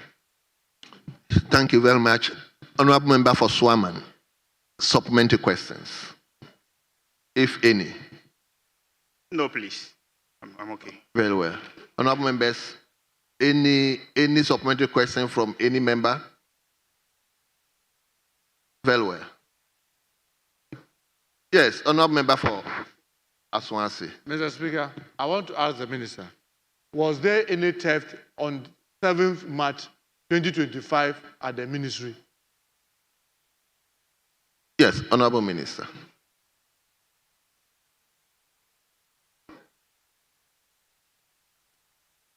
Mr. Speaker, you would find that the questioner was not very specific about the dates, but there was a theft, and it has been addressed, Mr. Speaker.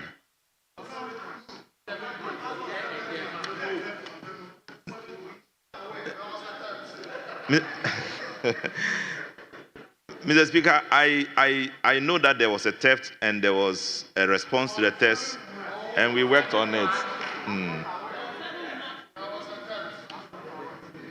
Yes, honorable member for Asante Central. Mr. Speaker, I would want to refer you to Order 86. Mr. Speaker, the question that Honorable Muntaka asked, specifically 86(1)(d), a question shall not raise an issue already decided or which has been answered substantially during the current session. The minister already corrected this date issue, and I was surprised that Honorable Muntaka was raising the issue about the 7th March, whether there was a theft or not. It has become shoes. Thank you. Well noted. Yes, honorable member for Cementing. Efia. Thank you very much, Right Honorable Speaker. Mr. Speaker, I want to know from the Honorable Minister whether the convict was a staff of the institution or an outsider. Yes, Honorable Minister. Mr. Speaker, it was an outsider. Thank you.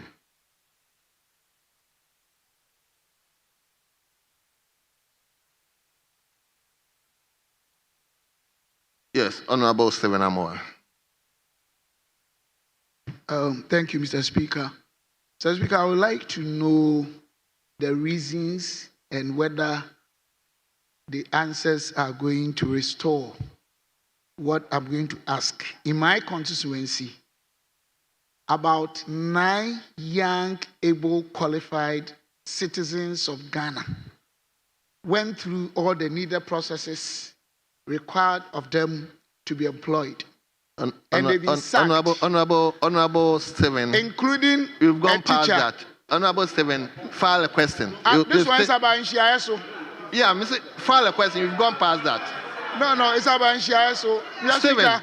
If I can finish. Honorable Stephen. We've gone past that question. And the solution is it has no provided. relation to this. So ask, file a question. Okra wa bon, also Yes. plenty of Lastly, one. let me listen to Bosome Freho. Mr. Speaker.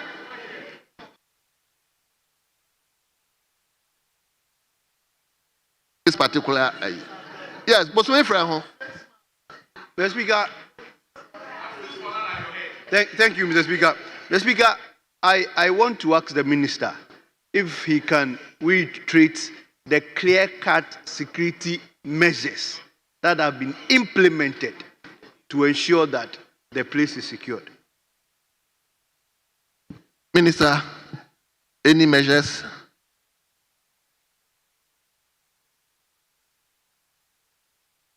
Mr. Speaker, the security measures have been stated very clearly. We have instituted a CTC camera 24 hours. We have made sure you now go through some scrutiny before you can go into the ministry. We have consulted the security services. They have put in place some security network which can track anybody who has done anything, even physically, by manually. So enough security has been put in place. Thank you. Honorable members, since the minister is here, the minister still has a question to ask on the normal schedule. So I will skip other urgent questions scheduled for Honorable Minister for Defense to ask the owner of the question for 38 to ask for the minister to respond so that we can discharge him and come back to. So normal question 38 stands in the name of Honorable Vincent Ekwa Asafua Oltafo. Yes. Yes.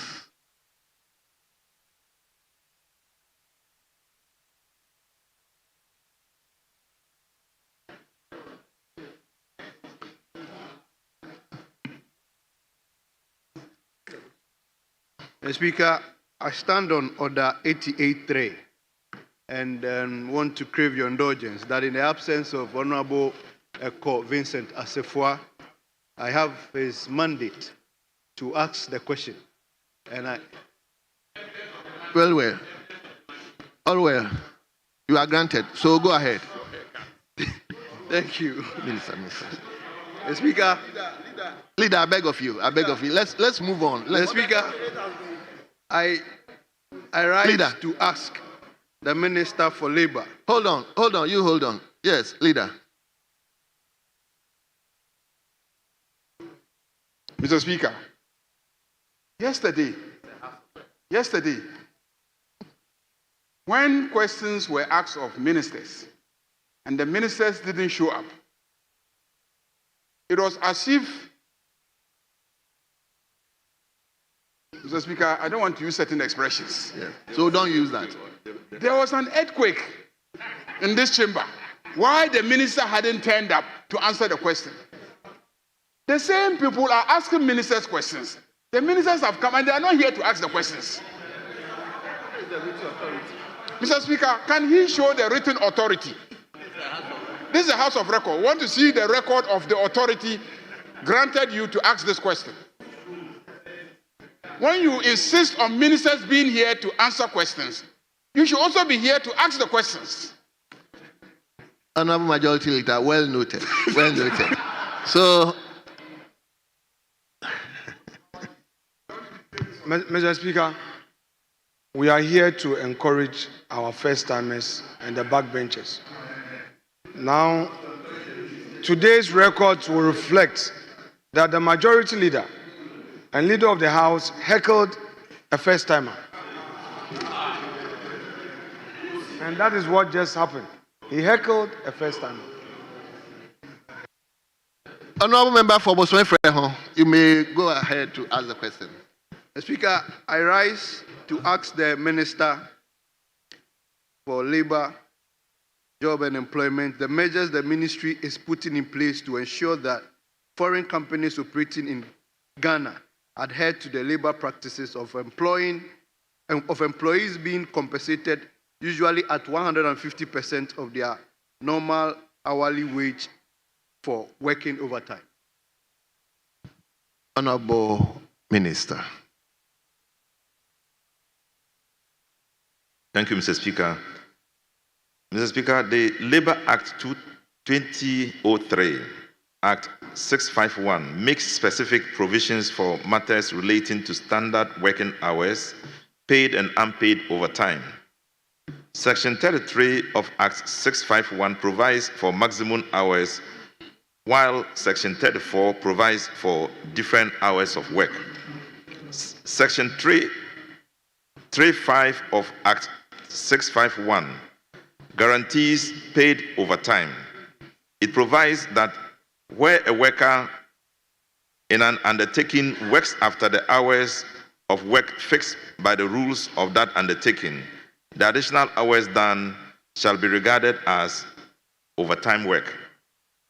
It further adds that a worker in any such undertaking may not be required to do overtime work unless that undertaking has fixed rates of pay for overtime work. It is important to emphasize that a worker shall not be compelled to do overtime work except for undertakings or enterprises the very nature of which requires overtime in order to be viable, or which are subject to emergencies to prevent or avoid threats to life and property. So, Mr. Speaker, notwithstanding the above provisions, a worker may be required to work beyond the fixed hours of work without additional pay in certain exceptional circumstances, including an accident threatening human lives or the very existence of the undertaking. In this regard, Mr. Speaker, the Ministry, through the Labor Department, undertakes regular inspections of all workplaces, including foreign companies, and receives intelligence on labor practices. By virtue of this, the Ministry ensures that employees of foreign companies are compensated appropriately for overtime work done in the undertaking, and where non-compliance is observed, these foreign companies are punished in accordance with the law. Thank you, Mr. Speaker. Thank you very much. Honorable Member, were you authorized to take supplementary question?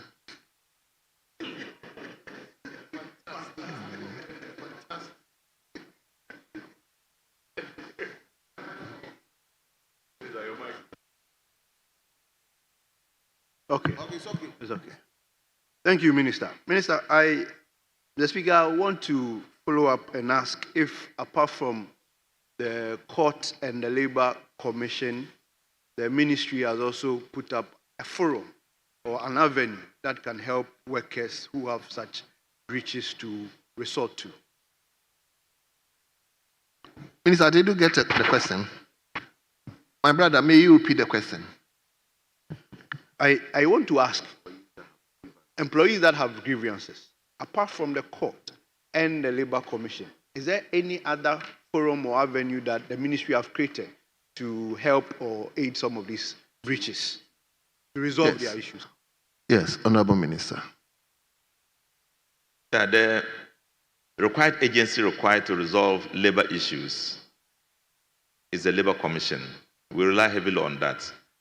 It has elements of some legal processes, very genuine legal processes, which can end in fair arbitrary discussion, arbitrations.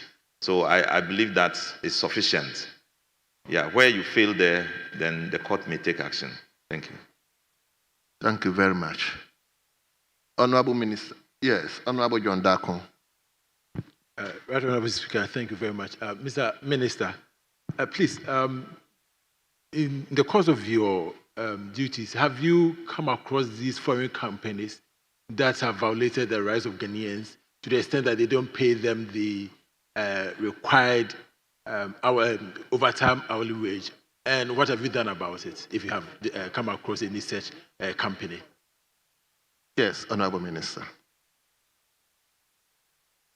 Mr. Speaker, not in recent times. There is a history of it. And if you want to know specifically where the history is coming from, maybe we can research and bring you the information. But in recent times, we haven't had any of that. Thank you. Very well. Honorable members, I think we've done enough with Honorable Minister for Labor, Jobs and Employment. Honorable Member, on behalf of the House, let me thank you for attending upon the House to respond to your own colleagues. You are hereby discharged. Let me now invite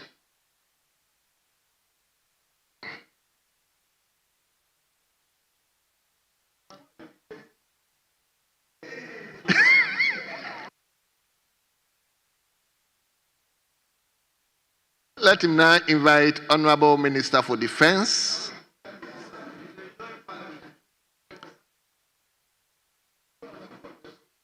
I think Honorable Minister for Defense has enjoyed the deliberation. I've monitored him.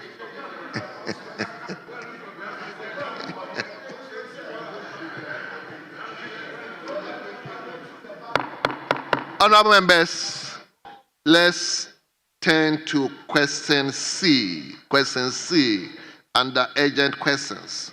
And the question stands in the name of Honorable John Intim-Fodio, member for Assin South.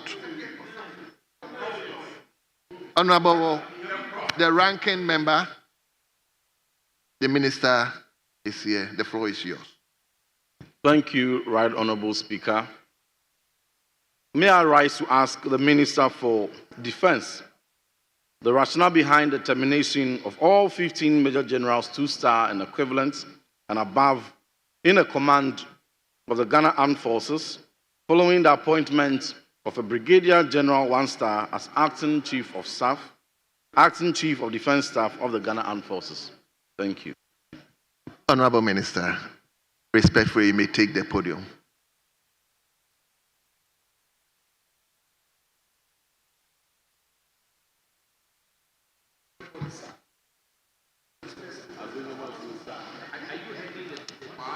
Mr. Speaker, thank you for the opportunity to appear before the August House of Parliament to respond to the question asked by the Honourable Member of Parliament of Assin South.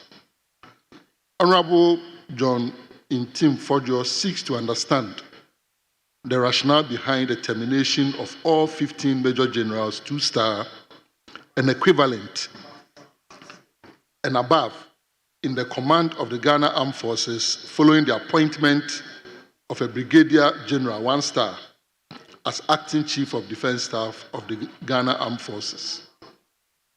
Mr. Speaker, within the constraints of confidentiality and secrecy that guide the Ministry of Defense, I proceed to specifically respond.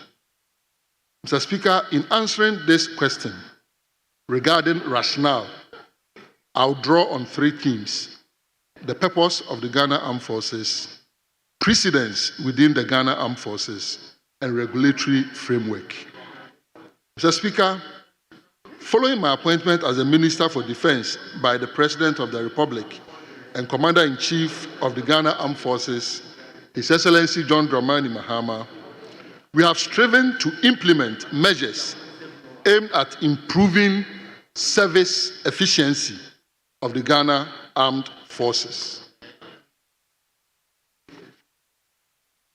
Touching on precedence, Mr. Speaker, in pursuing service efficiency, we relied on the time-tested precedence that has ensured the sustainability of the Fourth Republic. As an illustration, and let me emphasize that Major Generals are released at age 63 and Lieutenant Generals are released at age 65.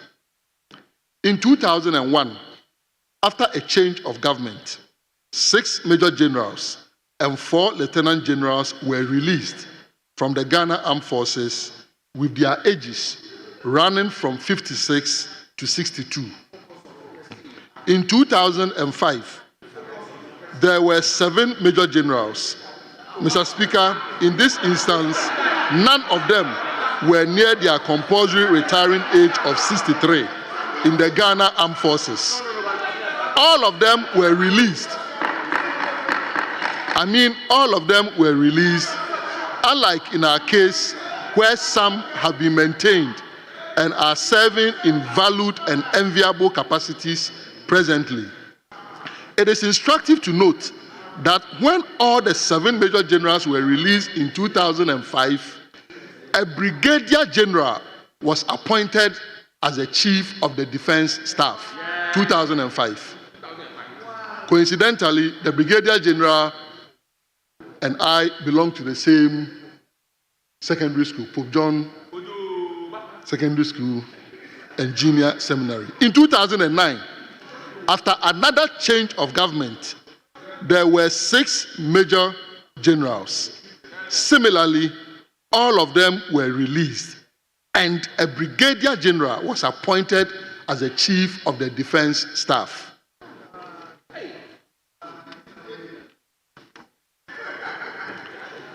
I'm skipping to the need, Mr. Speaker, Honorable Minister, Speaker, go ahead. Let me be abundantly clear. Even though Reverend John Intim Fojo alludes to the termination of all 15 major generals, 2-star and equivalent, I must state that the Honorable Member of Parliament for Asin South got his question wrong. Respectfully, if the wrong question is not corrected, it can mislead the public since the cameras are here. Here are the facts. 8 major generals, 2-star, had reached the point to commence their terminal leave pending compulsory retirement. 8. 4 major generals, 2-star, aged between 60 and 62 years, are to be released prior to their mandatory retirement age of 63, in accordance with Ghana Armed Forces regulations and precedents. Mr. Speaker, let me add, out of the 8 who had reached their 63, Major General Alvini Aite, who is among the 8, is being sponsored in the rank of Lieutenant General to compete for the high office of Military Advisor, Office of the Military Affairs of the Department of Peace Operations at the Assistant Secretary General level at the United Nations headquarters in New York, USA. Mr. Speaker, this means altogether 12 major generals, out of which 8 were due for their terminal leave prior to compulsory retirement, will be released from the service sometime in December 2025 and January 2026, save for Major General Alvin Aite being appointed at the UN. Mr. Speaker, in the spirit of transparency and accountability, I wish to account for the whereabouts of the 3 major generals, because the Honorable Member of Parliament mentioned 15. I have mentioned 8 who had gotten to the 63 compulsory retirement age, and also the other number that takes you to 12. What this means is that you must account for the 3 that makes the 15. And 1, Major General Robert Afram is serving currently as Deputy Force Commander, United Nations Mission in South Sudan, UNMISS. 2, Major General Anita Asma is also serving currently as Force Commander, United Nations Disengagement Observer Force, UNDOF. And 3, Air Vice Marshal Felix Asante has been appointed as the Acting President, National Defense University in Ghana. Regarding the framework, Mr. Speaker, I respectfully submit that the Commander-in-Chief is mandated by Article 212 of the 1992 Constitution to appoint the Chief of the Defense Staff and Service Chiefs acting in consultation with the Council of State. I'm happy to report that His Excellency President John Dramani Mahama complied with the mandate. And as already posited, precedents in both 2005 and 2009 supports the appointment of a Brigadier General as the Chief of the Defense Staff. Mr. Speaker, let us bear in mind that the current Chief of the Defense Staff is in the same intake as the immediate past Chief of Air Staff, who is a 3-star general, and his immediate predecessor, Chief of Air Staff, who was a 2-star general. In conclusion, Mr. Speaker, let me assure that this process to release the generals is rooted in the relevant regulatory and historical framework of the Ghana Armed Forces to promote service efficiency as we reset Ghana and work with patriotic zeal to continue to implement measures that will safeguard the sovereignty and territorial integrity of our dear nation, Ghana, secure our democracy, and ensure the protection of life and property. Thank you very much, Mr. Speaker. Thank you very much. Honorable Intim Fojo. Thank you. Thank you, Mr. Speaker. Given the minister's Honorable own members, response, please, let's listen to him. Yes, Honorable Intim Fojo. given the minister's own response and reference to history, he has admitted and conceded that indeed this number of terminated generals is unprecedented. Now, the follow-up question is, couldn't the commander-in-chief have avoided the huge financial loss to the state in terms of gratuities to be paid, in terms of training invested into the terminated generals, many of whom have even up to 2 years to retirement?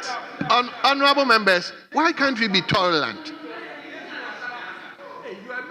Couldn't the commander-in-chief have avoided the huge financial loss to the state, given the unprecedented number of discharged and terminated generals per his own records, 10 in 2001, 7 in 2005, and 6 in 2009. This number, per his own submission, is unprecedented. Couldn't the commander-in-chief have avoided huge financial loss to the state in terms of gratuity? Thank you. Yes, Honorable Minister.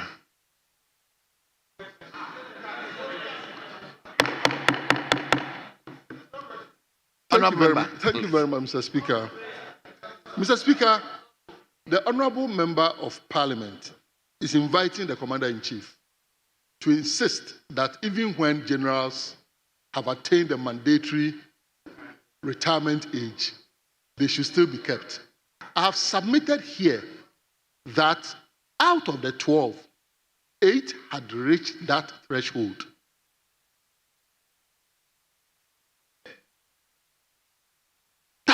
That is the reality on the ground.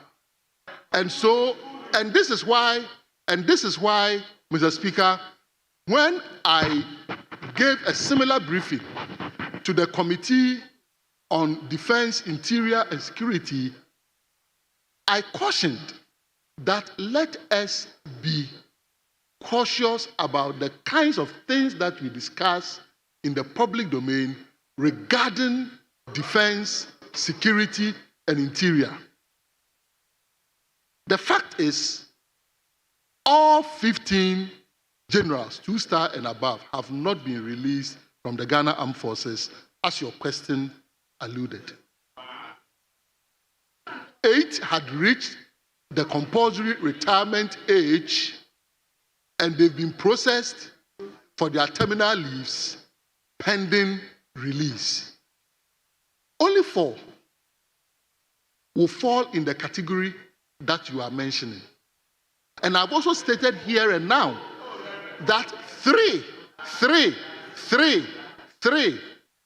of them, okay, One has been appointed by this administration as the acting president of the National Defense University.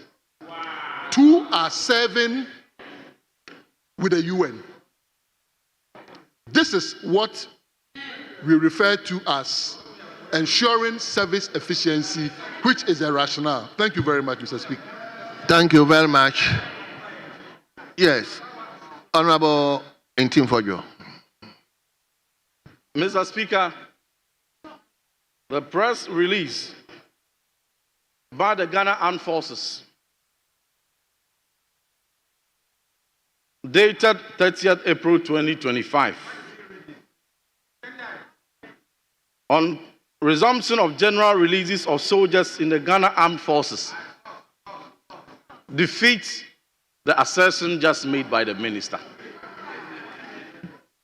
regarding the mandatory, and I read, and I quote, the Ghana Armed Forces wishes to formally announce to the general public that it will resume the release of soldiers. Oh, no, Mr. Speaker.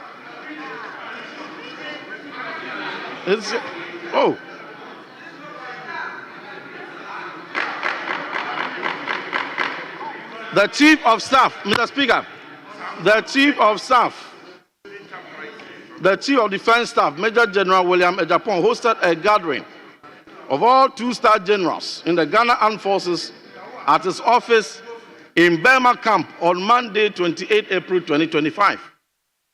And during the meeting, the CDS expressed its heartfelt appreciation and admiration for all the generals who have been terminated and released from the service, occasioned by the changes in command. He extended his gratitude from the President, the Commander-in-Chief, acknowledging their invaluable contribution to the Ghana Armed Forces. Well. Mr. So Speaker, what's the question? So it is not. They themselves in their press release indicated that they were not mandatory retirements. They were released ahead of their retirement. Mr. Speaker, given the fact that Ghana Armed Forces has been expanded to four-star status, four-star command status, and now, having had a one-star general who had, within a period of less than 3 months, promoted to three-star status from one star, still one star short of the four-star that is required at the helm of command, what will it be? What will be the implication on morale and command structure? Thank you. Minister, I hope you got the question. Minister, I hope you got the question. Very well.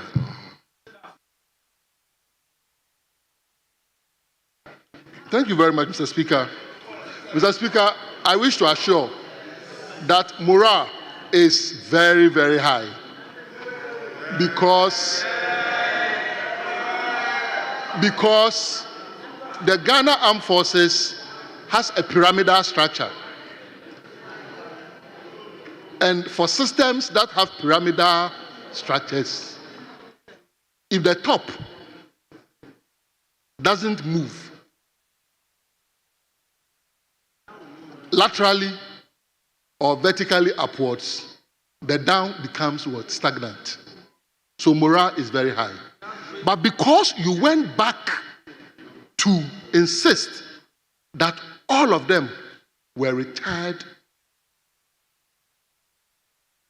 when they were not supposed to, I want to once again reiterate that per the regulations, for such officers, for every year that they served,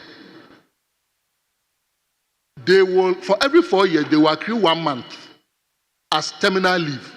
So when you are processing them for release, if the person served for 40 years, the person has 10 months of terminal leave. That's one. Two, you need to also appreciate that the facts will not change. That if you take Major General E.W. Kotia, okay, 64 years, it's supposed to be 63. Major General Ivan Aite, 63 years. I can go on and on and on. I deliberately elected not to mention names. So 8 had reached that age of 63, with some even exceeding the 63. Morale, let me repeat, is very, very high because when we are dealing with a pyramidal system, and it's a pyramidal system that presently has over 100 major generals. Brigadier generals, 1-star generals. And when you mention that the current CDS was appointed a CDS when he was a 1-star general, I have submitted here that precedents in 2005 and in 2009 will bear me out that a brigadier general was appointed by President Kufuor in 2005 and a brigadier general was appointed by President John Evans Atta Mills of blessed memory in 2009. And in the case of the current CDS, okay, 2 of his intake mates, one exited previously as a 2-star general.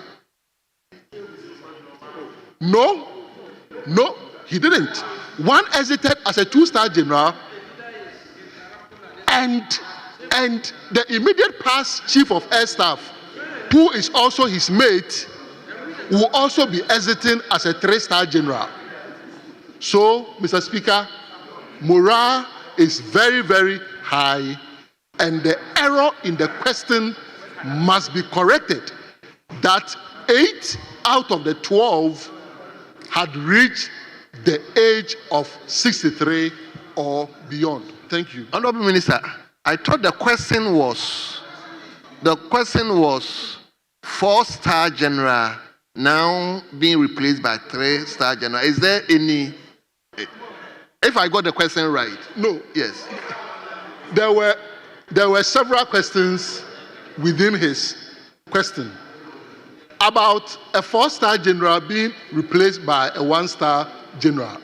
In the case of 2001, Lieutenant General Kafia was replaced. It doesn't matter who becomes, so long as the person satisfies the armed forces regulations. In any case, this is the first time that we have had a 4-star general in the Ghana Armed Forces.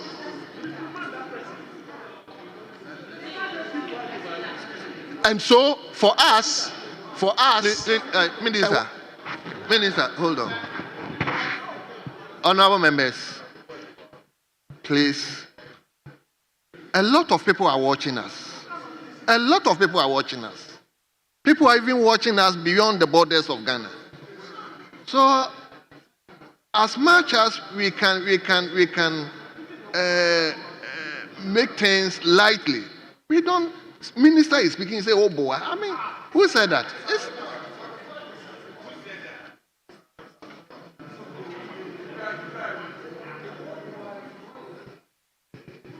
Honorable members, please. This morning, Mr. Speaker admonished us, and I believe we all should take cue from this. It's not good. Yes, leader. Minister.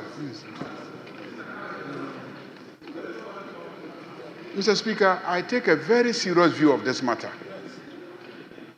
This side of the House is always insisting on ministers coming here to answer their questions. Then when ministers come and they're answering questions, then we make such derogatory remarks. Mr. Speaker, this is most unfortunate. Mr. Speaker, we shouldn't forget that there is a report of the investigative committee that investigated the incident that occurred during the vetting of ministers. That report is before this house. And we are trying to manage the report. And in the face of such reports, then we will behave this way. Honorable Who's talking member, about blackmail? Please. Who's talking about blackmail? Who's talking about blackmail?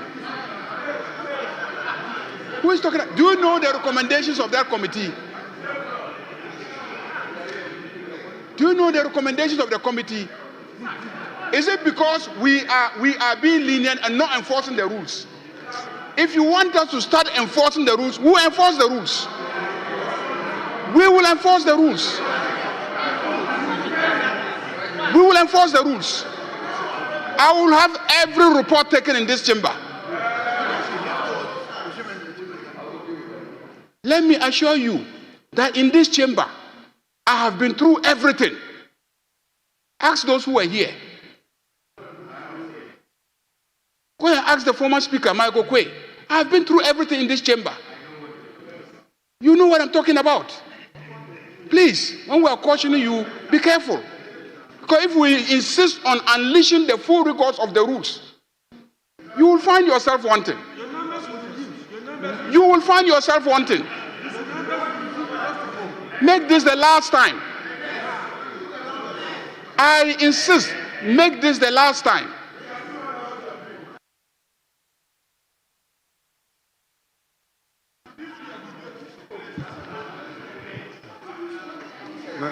I'm just giving the opportunity to lead us. Let him. Honorable Suleiman.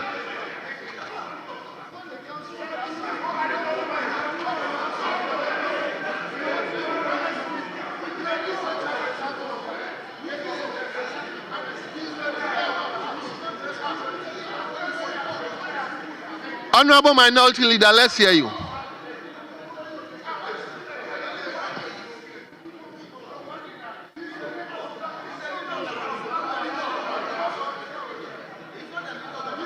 Honorable Minority Leader, let's hear you.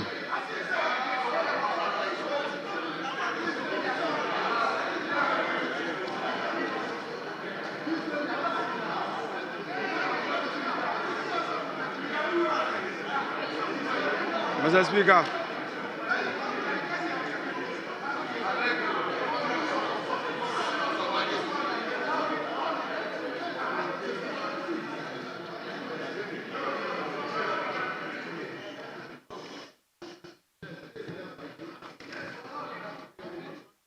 Honorable Minority Leader, let's hear you. Mr. Speaker,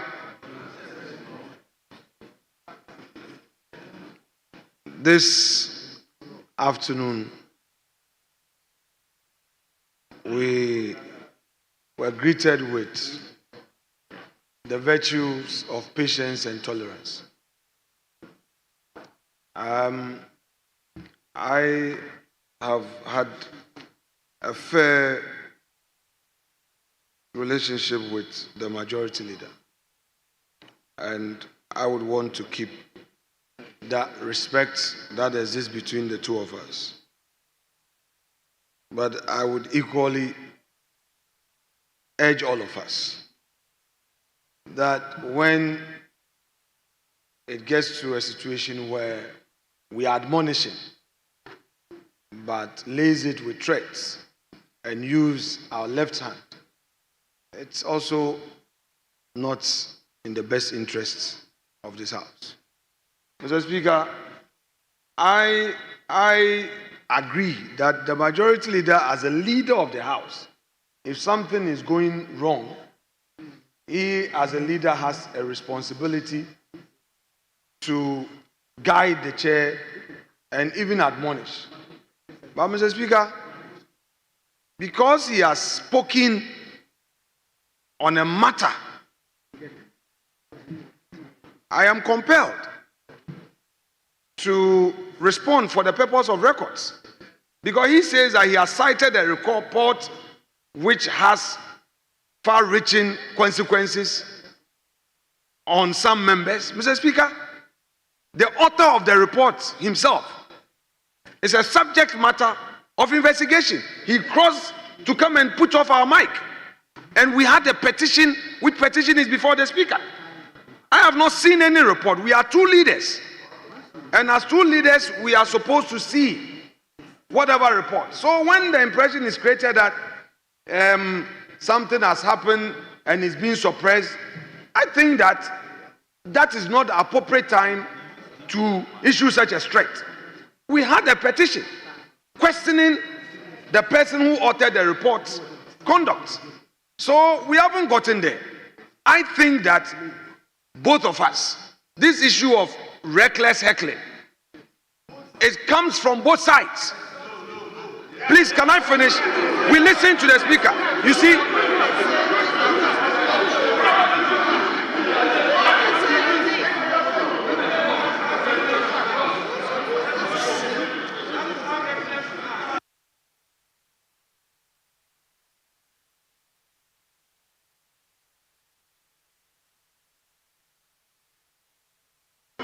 Mr.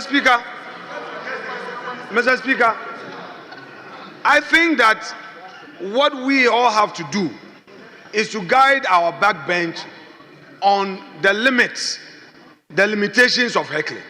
Some reasonable heckling, is allowed.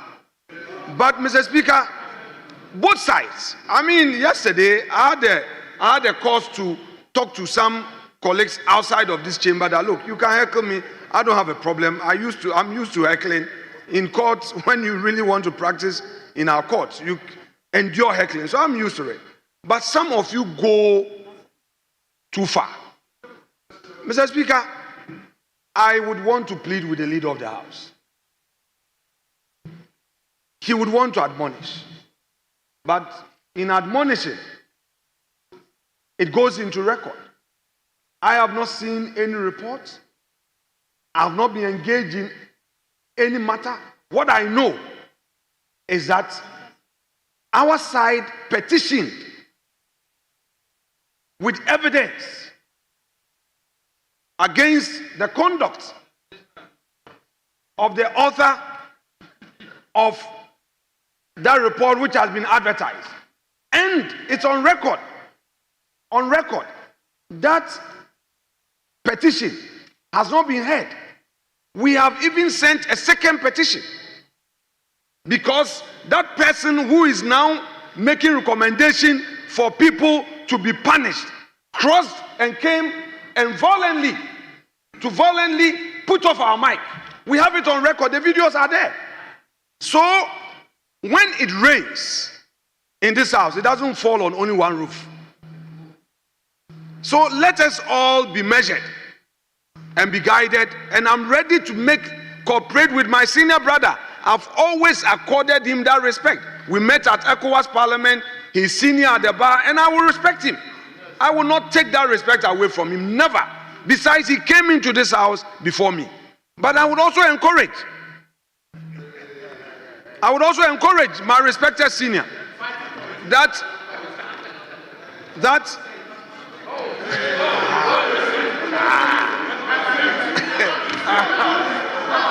by their actions you shall know them.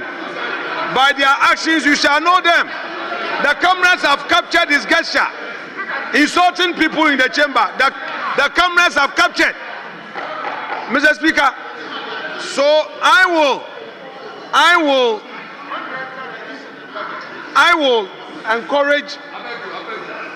would encourage our leader that on such occasions, let us engage extensively.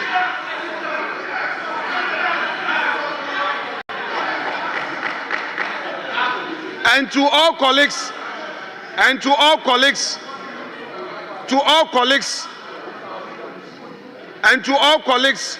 on both sides who are part of the backbench, please, let us be measured. Mr. Speaker, I'll conclude. Even as I was on my feet, a colleague entered and violently used his hand. Please. And violently used his hand to abuse The cabinet captured. Leader did not see. But colleagues, I saw the minister, I won't mention the minister's name, cautioning him to calm down. This is a person who is bringing people to justice, that some people must be punished. He came in, Leader. No, Mr. Speaker, I need to conclude. To gesture attack. Mr. Speaker, we'll cooperate with our seniors, with our colleagues, so that we live in harmony in this chamber. Thank you very much. Honorable Minister for Defense, you've asked two questions, two submitted questions, and that's how our standing orders may allow you. Other members, no, you have asked two questions. So I have one more. The last and final. How come he has three?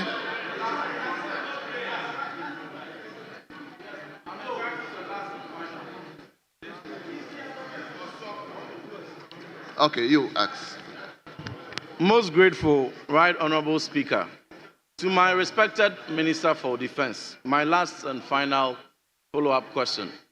The former Chief of Defense Staff was intake 26.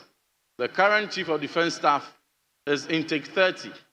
I want to find out from the Minister that couldn't the Commander-in-Chief have found any general in intake 27, intake 28, intake 29 to be appointed Chief of Defense Staff, and is any of the generals from intake 27, 28, and 29 still at post, or all of them have gone home? And if any is at post, why? Thank you. Honorable members, please.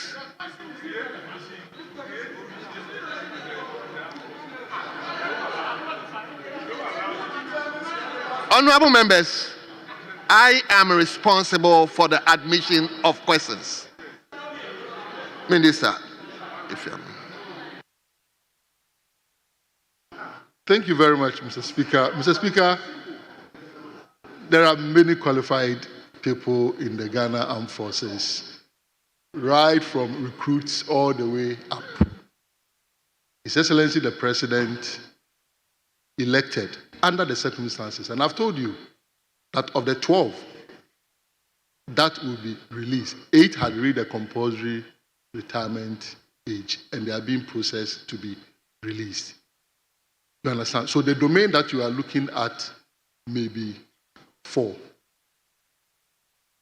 The President, in his wisdom, in ensuring service efficiency, decided to settle on Brigadier General William Ejepong, who, as I've said here, his intake mate was once a Chief of Air Staff, 2-star General, and also a Chief of Air Staff, 3-star General.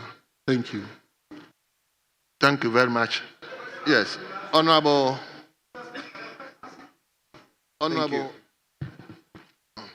Thank you, Mr. Speaker, for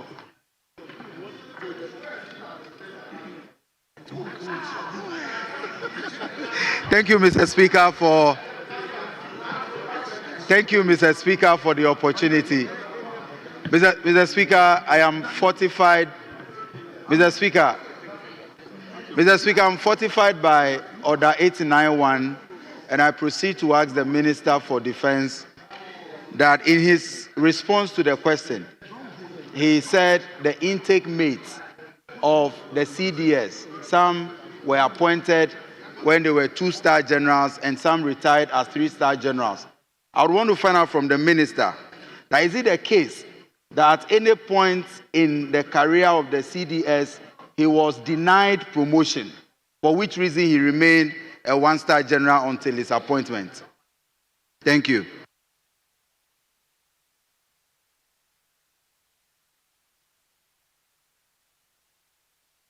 Yes, you can answer the question.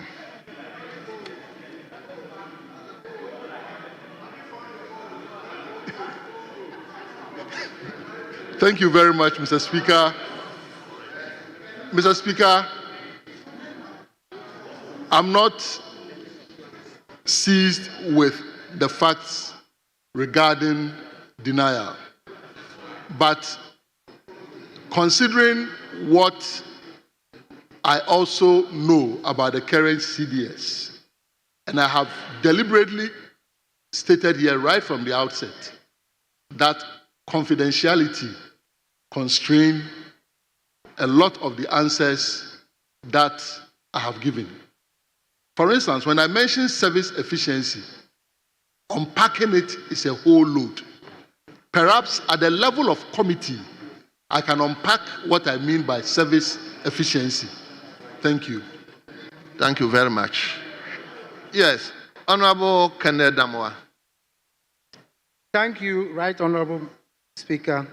The Honorable Minister said, Reverend Tim Forjo, by saying that 15 generals, 2-star generals, and equivalents and above is not right. I want to correct that. It is right. We have General Thomas Opompepra, the CDS. Wait. No, it's for the records. For the records.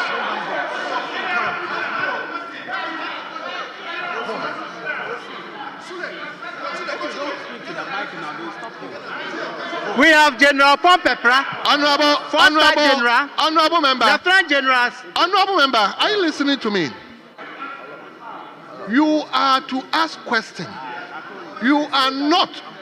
If you want the minister. Honorable Member.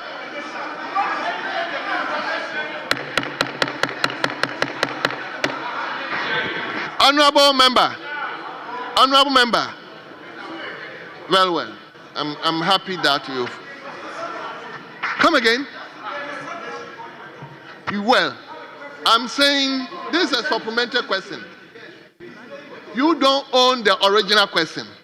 So if you want to ask question different from what the minister has given by way of answer, then you have to come by your own question. So ask supplementary question relating to the answer he has given, please. Honorable Speaker, because this is a House of Records, and then he said what the questioner indicated wasn't right. So I wanted to find out from him whether he took into account. The question says 2-star generals, equivalents, and above, meaning 3-star generals, 4-star generals inclusive. And if you add the number, the CDS 4-star general, 5 lieutenant generals, and you add it to the 8, it's more than 15. So it is correct.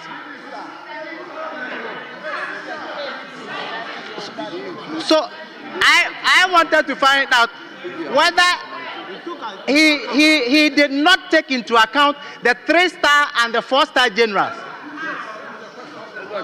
Did you get a question? Did you get a question? Okay, respond. Honorable members, the minister is minded to respond to him. Please, just allow.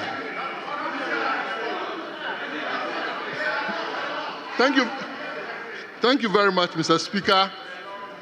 The honorable member fortunately has served in the Ghana Armed Forces. When I was at the 37 Military Hospital, he was a serving officer. The question is clear.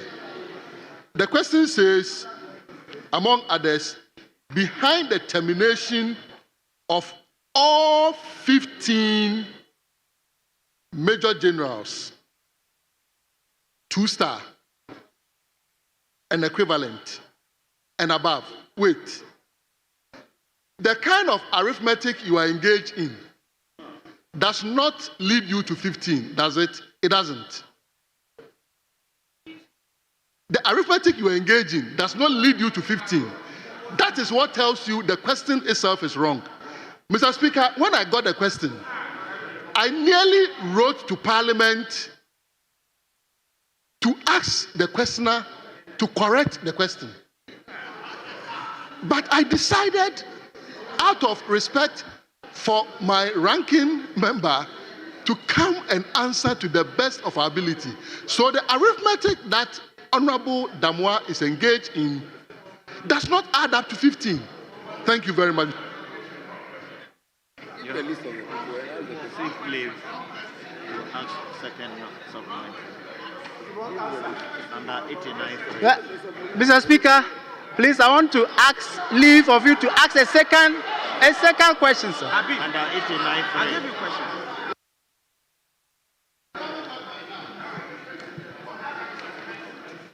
Thank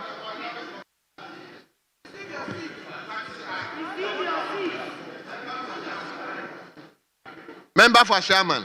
Thank you, Mr. Speaker. Mr. Speaker, I want to ask the minister, is there any provision in the Ghana Armed Forces regulation or any statute that appointment to the position of the CDS should be the most senior officer in the Ghana Armed Forces? Thank you. Honorable Minister, are you minded to answer the question? Well.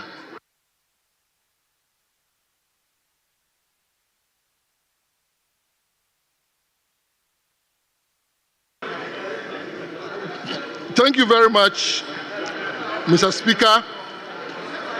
Mr. Speaker, to the best of my knowledge, there is no such rule. And I believe that is what guided other presidents under the Fourth Republic to have appointed one-star general, brigadier general, to the position of Chief of Defense Staff. Thank you very much, Mr. Speaker. Well.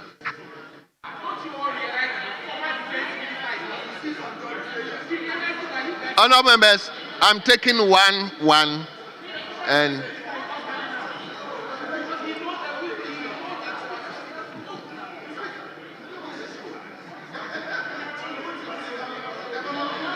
honorable member for Asante-Achem Central. Mr. Speaker, I crave your indulgence. No, Mr. Speaker, I just crave your indulgence. I'm a Minister of State, please. No. Mr. Speaker, I beg you, Mr. Speaker, I crave your indulgence. We must be security matters. Honorable Minister, just hold on. You haven't caught my eye, please. You haven't caught my eye. Honorable member for Asante-Achem Central. Thank you, Mr. Speaker. Honorable member for Asante-Achem Central. Thank you, Mr. Speaker. Mr. Speaker, I would want to find out from the minister whether he would agree with me that between 2005 and 2009, when brigadier generals were appointed as CDS, they happened to be the senior most. Do you understand the question? Yes. If I may repeat the question. Mr. Speaker, I ask because he cites 2005 and 2009. And that these people trying to create an impression that some juniors were taking over some seniors. But I'm asking whether he knows that between 2005 and 2009, when these major generals were appointed, they happened to be the senior most. Yes, Honorable Minister. Thank you very much, Mr. Speaker. Mr. Speaker, I left out about 3 pages or 4 that had tables. But his question evokes these tables. But I'll still be brief. In 2005, Brigadier General Ativo was released at 62 years. Air Vice Marshal Mante, 59 years. Major General Yache, 61 years.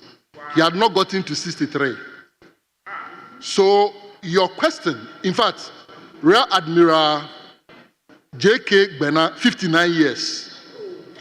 Okay? So what you are saying is that when these people were released prematurely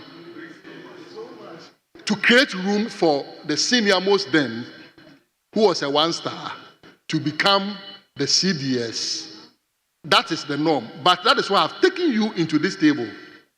That if, okay, you are going by the senior most argument, which is not captured in any law that I have read at this stage, you would have had someone who was 59, someone who was 61, someone who was 61, a major general who was 62, a major general who was 62.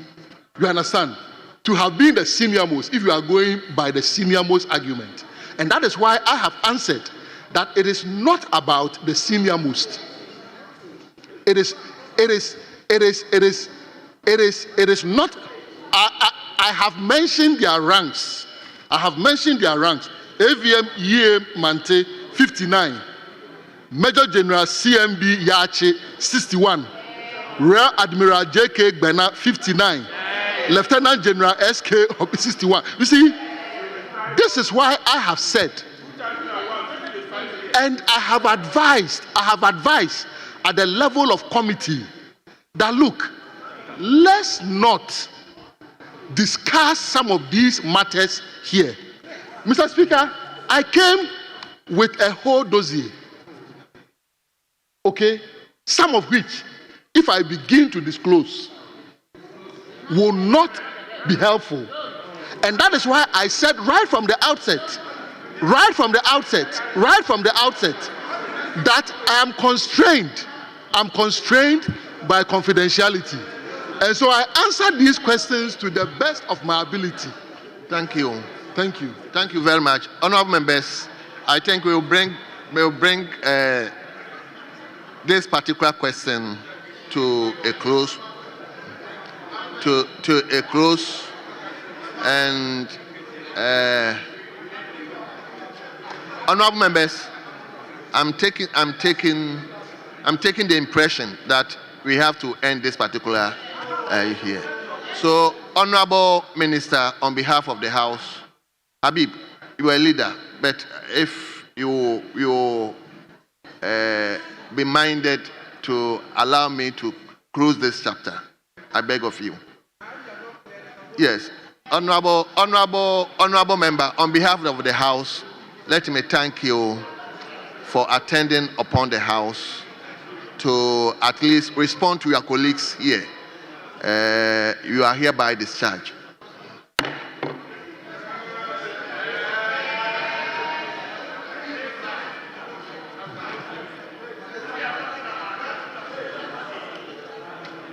Let me now invite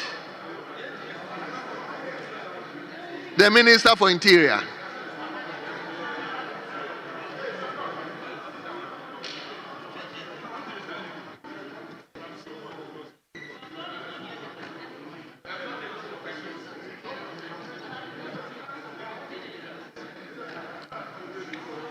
Yes, Mr. Speaker, the minister responsible for communication is leaving the chamber, and he has said something here when you gave him the opportunity that they should respect him because he's a minister of state.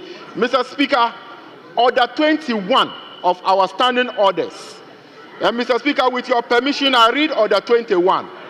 It states that the Speaker shall take precedence over the following office holders in Parliament in the descending order, and from A up to U. And it says that, and shall take precedence of all other members. He might be a minister of state, but in this chamber, he is just a member of Parliament, and he has no rank in this chamber. So he should understand that when he is saying he is a minister of state in this chamber under Order 21, I come before him. So he is nobody in this chamber. He's just a member of Parliament. And that's what the order says. Well noted.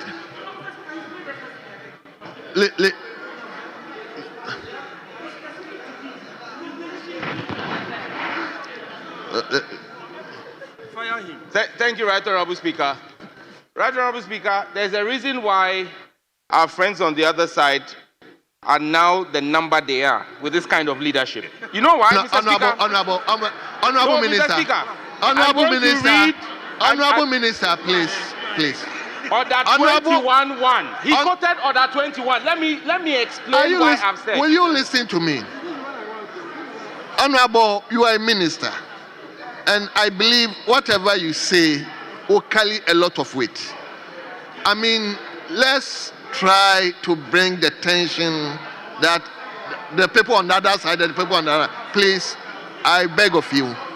Let's. Mr. Speaker, you just said I am a minister. Mr. Speaker, that alone explains what I wanted to teach him. Mr. Speaker, he read Order 21. Mr. Speaker, because the cameras are here, let me teach him. Order 21-1. Honorable, Mr. Speaker, I'm reading you our standing could have orders. spoken differently, but you say, well, let me teach him. It's a bit offensive. Mr. Speaker, let me teach our viewers. Where in the constitution? Mr. Speaker, Order 21-1 says, the Speaker shall take precedence over the following office holders in Parliament and in descending order. A, the First Deputy Speaker. B, the Second Deputy Speaker. C, the Majority Leader. D, the Minority Leader. E, the Independent Caucus Leader. F, the Deputy Majority Leader. G, the Deputy Minority Leader. H, the Deputy Independent Caucus Leader. I, the Majority Chief Whip. J, Minority Chief Whip. K, Independent Caucus Chief Whip. L, First Deputy Majority Whip. M, First Deputy Minority Whip. N, Independent Caucus First Deputy Whip. O, Second Deputy Majority Whip. P, Second Deputy Minority Whip. Q, Independent Caucus Second Deputy Whip. R, Committee Chairperson. S, Ranking Member. T, Vice Chairperson. And U, Deputy Ranking Member, shall take precedence over all other members of Parliament. Mr. Speaker, in this list, did you see Minister or Deputy Minister? What power, to which you are not intelligent. Comparing apples to oranges. How do you quote a standing order and not understand the standing order? When I stood up, I did not say I am a member of Parliament. Mr. Speaker, in this chamber, I wear two hats. The Member of Parliament for the good people of Ningo Pram Pram and the Minister for Communication, Digital Technology and Innovation. And the Constitution recognizes my role as Minister. And so when I stood here and said, Mr. Speaker, I am a Minister of State. It's reference to the Constitution. Except I am not a Minister of State. But 21-1 that you quote does not apply to me as a Minister of State. And so, Mr. Speaker, he should take the orientation given to new members very seriously. I thank you.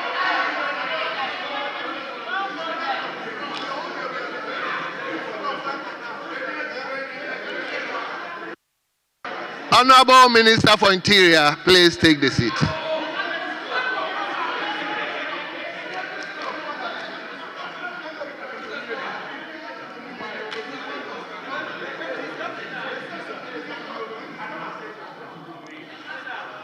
Honorable Member for Okre.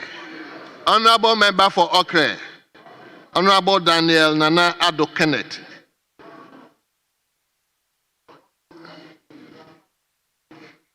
This one too, you have the authority. Yes. Thank you, Mr. Speaker. Mr. Speaker. Mr. Speaker, this authority is not on Twitter. It's in Parliament. Mr. Speaker, I want to arise to ask the Minister for Interior the specific arrangement made by the Ministry to ensure the provision of adequate security for the collation and declaration of parliamentary election results of the Ablekuma North constituency. Thank you.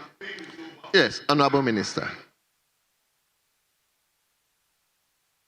Thank you, Mr. Speaker. Mr. Speaker, following a request by the Electoral Commission for the Ghana Police to provide security for the completion of the collation of Ablekuma North constituency parliamentary election results, the National Election Security Task Force convened a stakeholder meeting with the Electoral Commission where it was agreed that the task force will meet both the National Democratic Congress (NDC) and the New Patriotic Party (NPP) before the proposed date for completion of the coalition.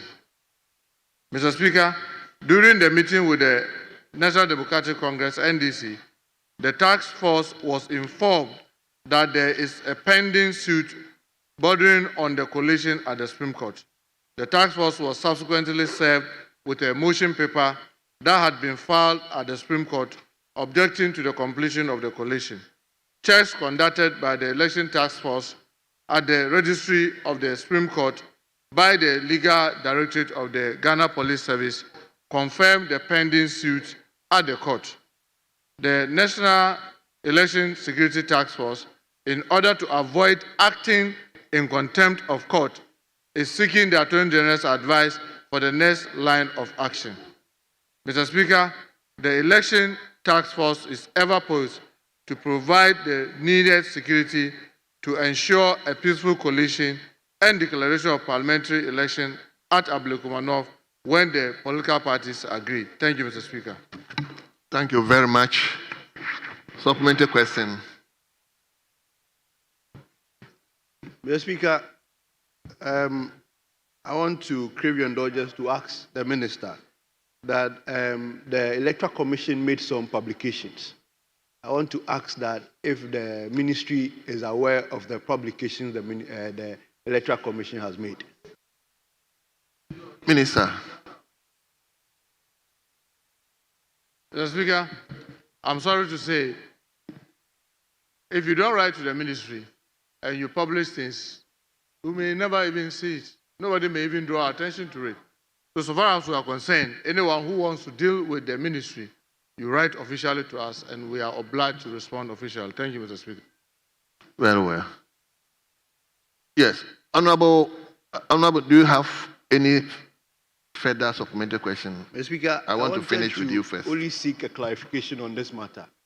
That the Electoral Commission did not just publish a statement, but they also held a press conference to that effect. Is it that the ministry did not also hear the press conference? Well, Minister, just respond to it. Mr. Speaker, I want to believe that my colleague heard me right earlier. If you don't write to the ministry and you even go on demonstration, yes, it will be published, but that is not something that requires response from us. Unless when the security is breached, then obviously we'll step in to ensure that there's law and order. Thank you, Mr. Speaker. Thank you very much. Honorable Member for Swami. Yeah, Right Honorable Speaker, thank you very much. Mr. Minister, you have just told this House that you've written to the AG's office regarding the decision as to whether you should abide the Supreme Court decision. When did you write this letter, and when is the Attorney General going to give you the response? If you can give that to this House. Thank you very much. Yes, Honorable Minister. Mr. Speaker, the question was not about when we wrote to the Attorney General, so I don't have it offhand. But if he requires it, why not? I can get it to him at a later date. Thank you. Very well. Yes, Honorable Member for Ashaman. Thank you, Mr. Speaker. Mr. Speaker, I want to ask the Minister, as the Minister for Interior and also the Minister responsible for national security, emphasis national security, would you advise the Electoral Commission to rerun the election at the affected police stations? Honorable Member, the question is overruled. The question overruled. Yes, Honorable Jerry. Thank you very much, Speaker. Speaker, I want to ask the Honorable Minister of Interior. He indicated in one of his answers that the task force briefed them, and I think he made reference to the NDC. I want to find out, and he also made mention of some processes that have been filed in the Supreme Court. I want to find out from him if he has copies of those processes. Yes, Honorable Minister. Mr. Speaker, if my colleague requests for it, why not? I'll finish him with this. Thank you. Very well. Yes, Honorable. Thank you, Right Honorable Speaker.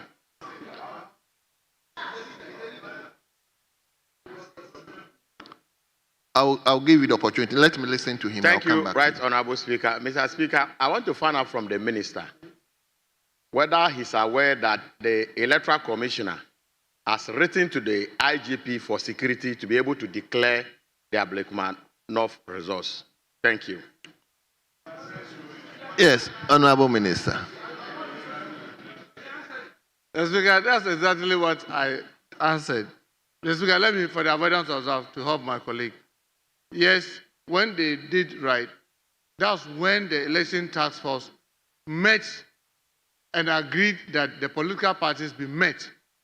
And it is during that meeting that the National Democratic Congress notified us about the impending suit, which we demanded copies and they gave us. And then we independently also checked from the court registry. And we found out that it is filed. So it is not about the Electoral Commission requesting. Yes, they did. And then we all agreed with the Electoral Commission that we were to meet the political parties and agree on when this could happen. Because we were ready to provide the security. Then they notified us that there's a pending Supreme Court suit. And we checked independently. And we realized it was there. And we didn't want a situation where we will be seen in contempt of the court. Thank you, Mr. Speaker. Very well. Yes, let me give you another slot. Thank you very much, Honorable Speaker. Honorable Minister, are you in the position to furnish us with the court processes you are talking about? And what processes in particular are you making reference to? Yes, Minister. Thank you, Mr. Speaker. Mr. Speaker, I know my colleague is very much conversant with the rules of the House. This question is specific. Any other question that you want, you know what to do. And when you do it, obviously I'll be here to respond. Thank you, Mr. Speaker. Yes, Honorable Minority Leader.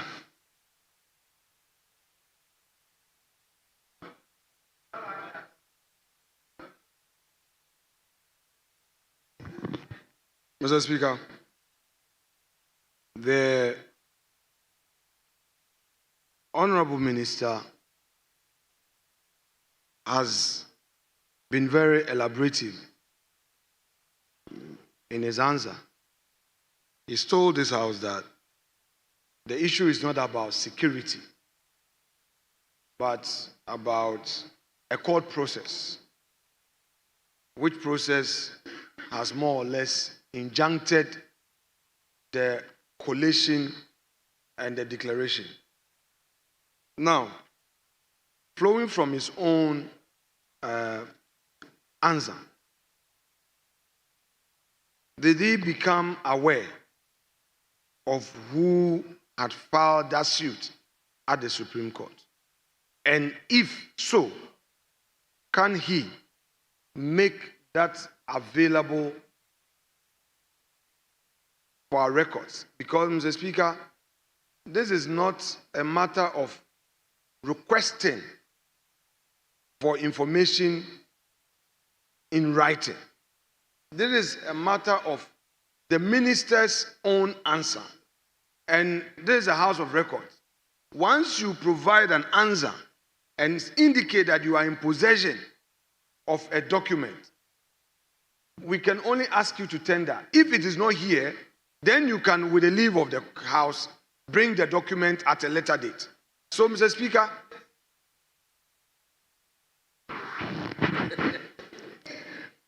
I don't take that as abusive. I don't take that as abusive. Is it because he's your friend? Mr. Speaker, I am making that statement for a good reason. You're saying that he can choose to bring it next year. When we are demanding of a document from a minister. No. What I'm saying is that because you are under the umbrella, there's nothing wrong with that statement. If it were to be an elephant, it would have been an issue. So you are saying that he will bring it next year. That's what you are saying. Honorable member. Your leader Honorable is sitting Minister. quietly reading the rules. And you are a backbencher abusing another leader.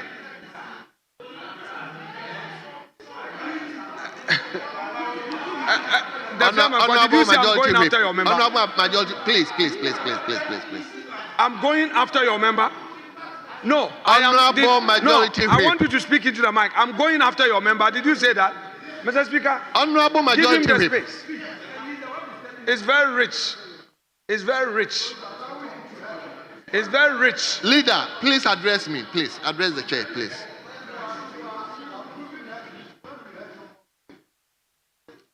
My backbench will get you. Don't cry. If they get you, don't cry. They will get you. Don't cry. Honorable leader, will you address me, please? Address me. Don't mind you.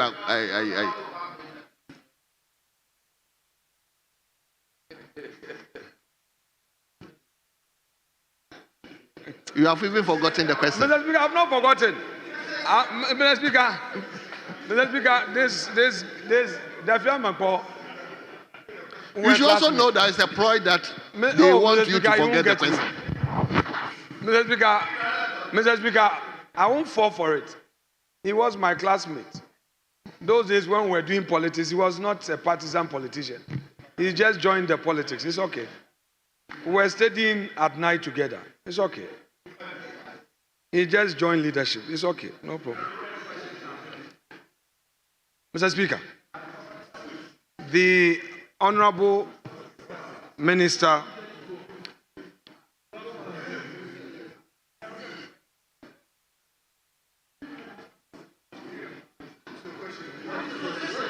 Mr. Speaker, the Interior Minister should not start his thing. You are now, don't start your thing. You are not the one to encourage me to ask my question. Sit down.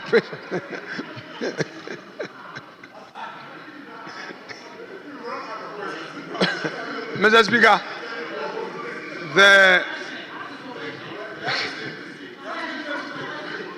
the Senior Deputy Minister has also joined the Mr. Speaker, the Senior Deputy Minister has joined the heckling brigade. Mr. Speaker, now back to business. It's good for us. Sometimes the tension is too much. Mr. Speaker, the Honorable Minister tells us that indeed the delay is not as a result of their inability to provide security, but it's as a result of a court process, which process has injuncted the final collation and declaration. In view of that answer from the minister, may I know from him whether he, as a result of that information, become aware of the parties to the suit, and if so,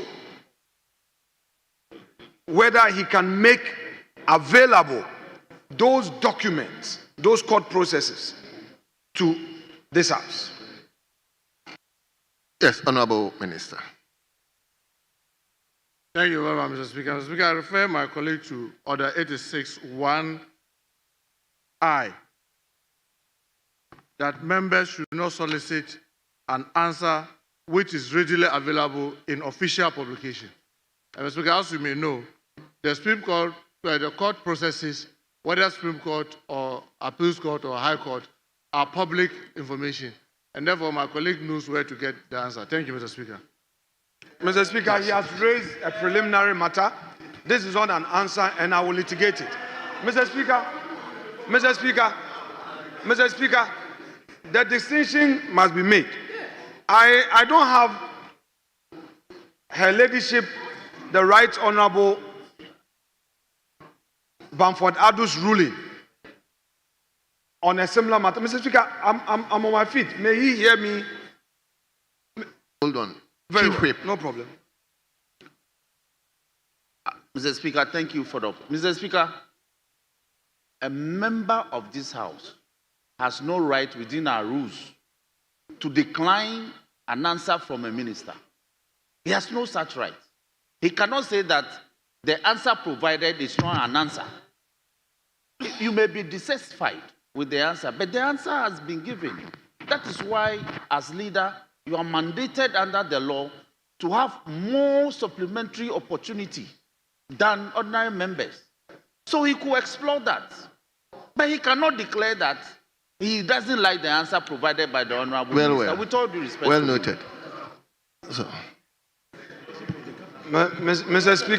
Speaker, with respect, some of these teasers are good for learning purpose. The Honorable Minister relied on the rules of this House to address us on his preliminary objection to the question, and he sat down. He said that per this provision 86(1)(a), 86(1)(a),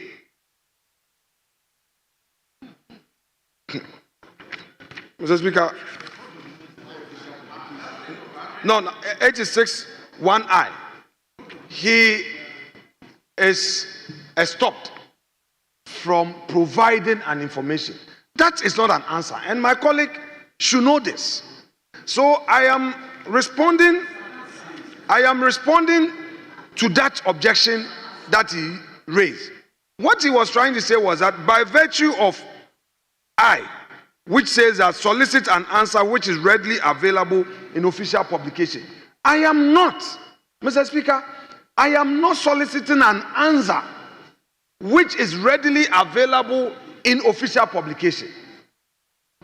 The rules under on supplementary questions are clear. They provide that your supplementary question must be anchored on the main answer that has been provided by the minister. Here in this House, the minister has submitted that there is a court process, which court process has prevented them from taking action. All I am saying is that, Honorable Minister, can you make available that information, that document to this House? Then you jump under Order 86(1)(i) to say that, oh, I am soliciting information which is readily available. That is not what. If I had filed a question to say that provide me a particular lawsuit, that would be different.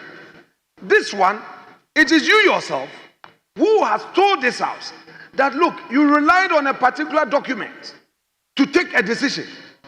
And the House is asking that on the basis of that, can you provide that document for our records? Then you say, no, I should write to the court because a court process is an official document. Mr. Speaker, with the greatest respect, official publication, the rule, Mr. Speaker, it's a court process, an official publication. Mr. Speaker, I have not spent many years at the bar, and I've not spent many years in this chamber. I know I'm just 18 years and above, but at least on this one, I won't get it wrong. Mr. Speaker, the court process he's referring to does not come under the contemplation of Order 86(1)(i). It is not part of those documents Order 86(1)(i) contemplates. If somebody files a private suit. So honorable leader. Yes. What are you litigating on? So, now? Mr. Speaker, very well, Mr. Speaker, it's good you've asked that important question. What I'm litigating on is the preliminary issue he raised. Mr. Speaker, don't take his response as an answer. He entered the dispatch box and relied on Order 86(1)(i) to suggest that this question, by the operation of Order 86(1)(i), he cannot. Mr. Speaker, we have processes that place that injunct us. There are provisions in our rules that we can rely on to say that because of this, I cannot act. So, Mr. Speaker, I need you, from what he has said and from what I've said, it is for you to rule whether or not, Mr. Speaker, whether or not a court process, Mr. Speaker, from what he said and what I've said, an invitation has been made to you to rule whether or not you want to uphold his submission to the effect that the court process that they perused comes under the contemplation of Order 86(1)(I). If you rule, it becomes part of the records of this house. Then we know that per Amoakwe Siama's ruling, per Honorable Amoakwe Siama's ruling, a court process comes under Order 86(1)(I), and that a court process privately filed by a citizen in a suit is an official publication. If you rule that way in his favor, the records will have you, and we can deal with it. So, you as a lawyer, when there's a court process, how do you take it? Mr. Speaker, with respect, good question. We are still learning. Mr. Speaker, the question is, has official publication been defined? Mr. Speaker, has official, what we call official publication, has it been defined by any enactment?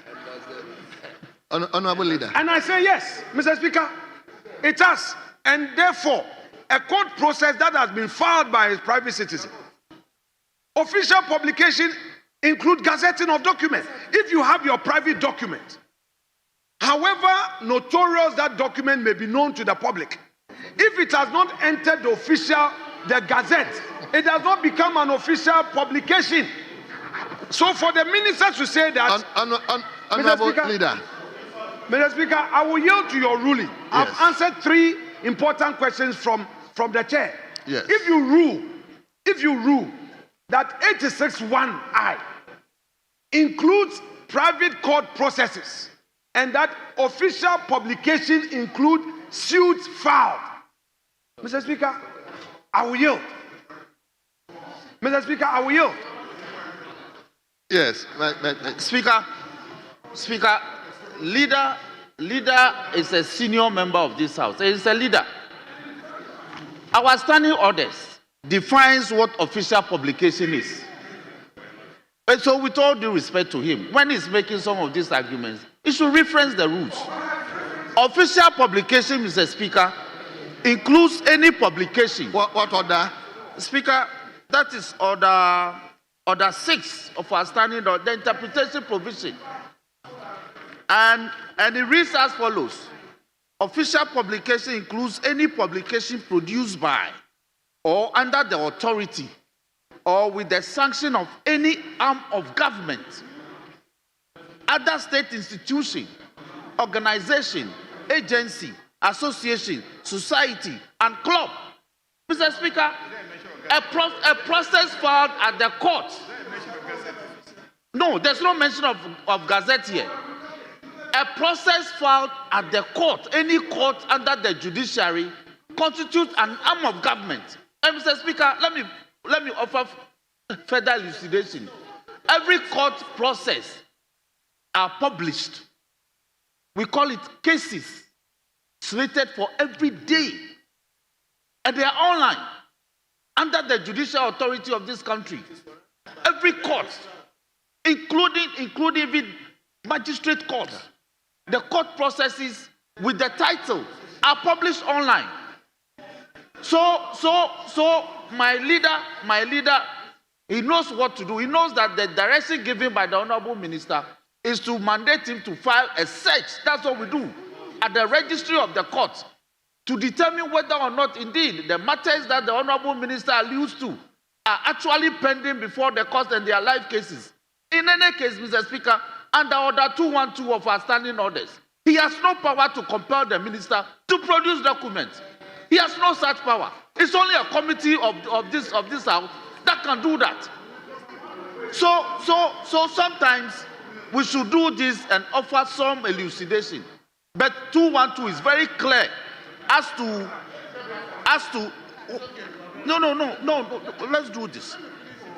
Order 212, Mr. Speaker, with your permission, we litigated this matter just yesterday.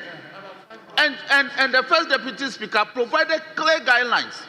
Order 212 reads, a committee shall have powers, rights, and privileges of the High Court or a justice of the High Court at a trial to A, enforce the attendance of witnesses and examining them on oath, affirmation, or otherwise. B, compel the production of documents. You are asking the Honorable Minister, by way of supplementary question, to produce documents. Very well. When clearly you don't have any such power. He can speak to the existence of a document, but to produce it, use your committee to do that. Very well. With all due respect. Well noted. I'll be the last. Mr. Speaker, with the greatest of respect, you are a lawyer, I'm not. When you go to court, they have what they call listed cases. And in the listed cases, listed cases, it tells who against who. But most importantly, Mr. Speaker, I want to remind my colleague, the minority leader, Order 88.7. And Mr. Speaker, Order 88.7. And it reads, a member in asking a question shall not raise any argument. And yes, a member in asking a question shall not raise any argument. 87B, yes, Mr. Speaker, and 88.8, where a question has been asked and answered, no debate on it shall be permitted. Mr. Speaker, with the greatest respect, Very well. we should know that ministers should not be run into debating and argument. I have provided an answer. Very well. If you are not satisfied, you write to request for further answers. Thank you, Mr. Speaker. Well noted. Yes. Mr. Speaker, thank you very much. I've heard Eche and I've heard Honorable Minister for Interior. Mr. Speaker, what the minister did was to object to the question. Mr. Speaker, the order 80, the order 6, Honorable leader. Mr. Speaker, they must be tolerant. We've heard them. Mr. Speaker, he's argued twice. This is my second. Allow me. Mr. Speaker, Eche has argued twice on the matter. Please. When I finish and you rule, fine, let it go into answer. But hear me respectfully. And they must be tolerant. Mr. Speaker, you've had your time at the dispatch board. Let me, Mr. Speaker, official publication has been defined. This is what it says.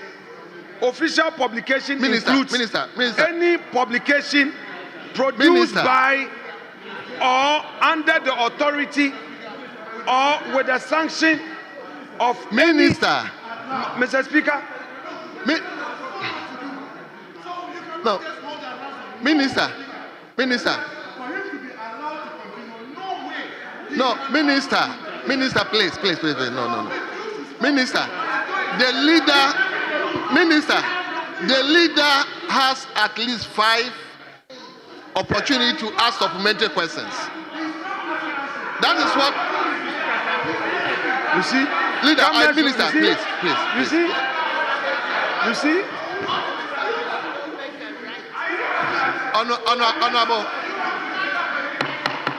Honorable Minister, please be tolerant a bit for us, please. I beg of you. Yes, Honorable Mr. Speaker. Honorable Minister. Mr. Speaker. Honorable leader. Mr. Speaker, we've all seen what has just happened. Mr. Speaker. Order 6 that they relied on. Minister, honorable leader. Speaker, official publication has been defined. A court process. Leader, honorable minister, you can't do that, please. Honorable minister, you can't do that. Honorable minister,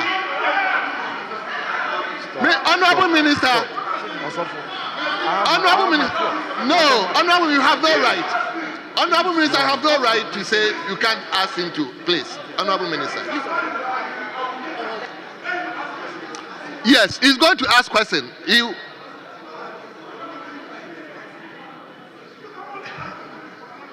Honorable Minister.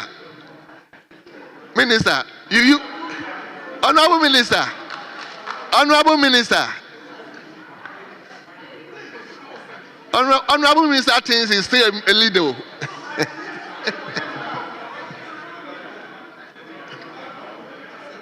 Minister. Honorable Minister. Mr. Speaker. Yes.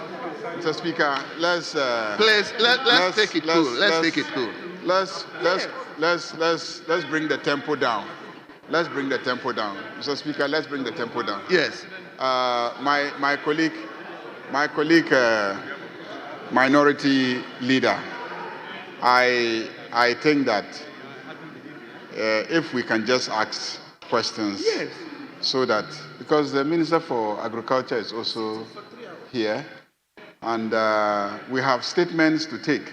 And indeed, at conclave, you requested for a couple of statements to be admitted, and they were admitted. And officially, we have just about 30 more minutes, because if we start sitting at 2, yes, and we must sit for 5 hours, we are supposed to end at 7. And so if you have all these questions that you have asked, and then you also have statements that should be admitted, I plead with you that you should just ask the rest of the supplementary questions so that we can move on to the next minister. This is a plea. So please, I'm pleading with you. No. Please, let's keep to the rules. Let's keep to the rules. Let's stick to the rules, Mr. Speaker, please. Well. Honorable Minister, I beg of you. Please. No. Honorable Leader, please. Honorable Leader, you may ask your question, please. Well. Honorable members, we will bring a question directed to Honorable Interior Minister to a close. Honorable Minister for Interior, on behalf of the House, let me thank you for attending upon the House.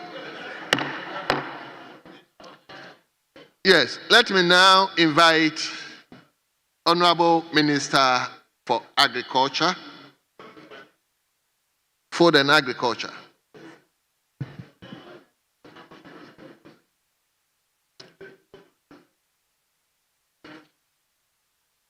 And invite Honorable Pius Kwame Inkua, member for Sehui Akontomra. Sehui Akontomra. Yes. Honorable member. Thank you. You may ask your question. Thank you, Speaker. Speaker, I have no interest again in the question.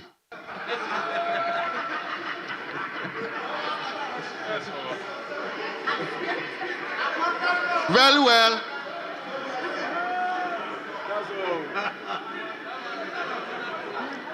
Very well. Honorable member, has the question been taken by events? Then seek leave to withdraw the question. Yes. Yes. Hold on. Let me listen to your leader. Yeah, Mr. Speaker, after asking the question, his attention was drawn to the fact that, pursuant to the amendment to the cocoa board legislation, the cocoa sector has now been transferred to the Minister for Finance. So he approached me this afternoon so that the question can be withdrawn, and then later on he can ask it to the Minister of Finance. I think that is what he's trying to explain. Well. So, honorable member, just seek leave to withdraw the question and we move on. Thank you very much, Speaker. Speaker, as said by the Honorable Majority Leader, I seek the leave of the Speaker of Parliament to withdraw the question. Thank you. Thank you very much. Leave granted. So we are now moving to normal question 22. 22. And the question is in the name of Honorable Davis Ansan Opoku, member from Praia. So, but meanwhile, please indulge me 5 minutes suspension. Thank you very much for indulging me.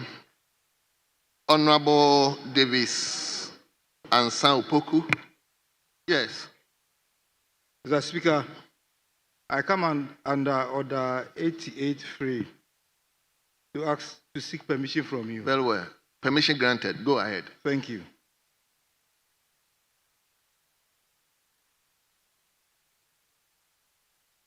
Minister,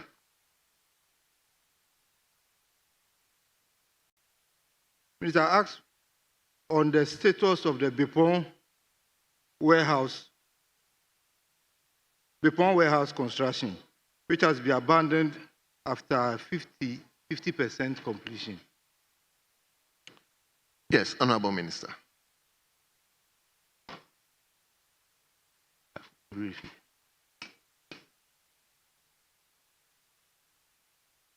Okay.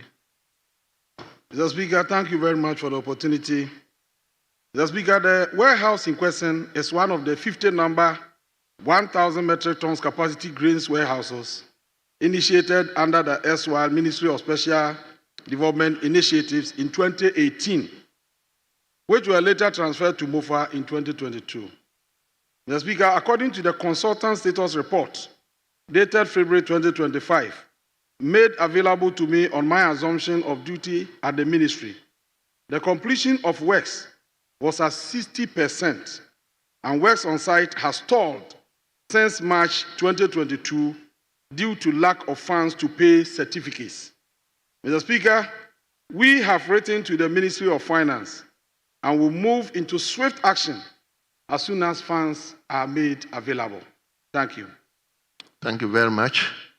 Honorable Member, any supplementary question? Mr. Speaker, the good people of the POM would like to know from the minister if he can give us some timelines. If you can give us some timelines for the completion.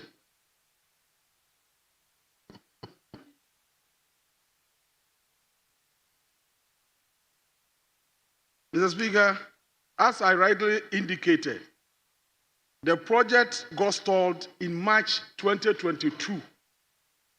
And then just some few months that we have assumed office, we have initiated the processes and we have written to Ministry of Finance for resources to be able to complete it.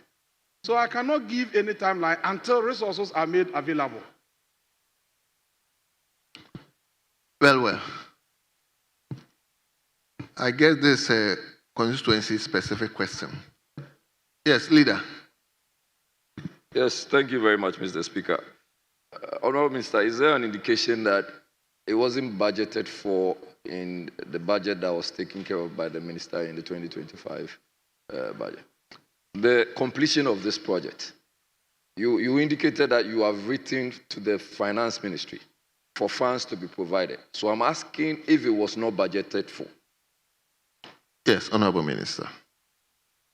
Mr. Speaker, it was not in the budget, but we are working with the Minister for Finance to see if it can be captured in the review. Very well. Honorable members, I guess this is a constituency-specific question. So we move to question 23. And the question stands in the name of Honorable Dr. Abdul Kabilu Tia Mahama, member for Walwale. Yes.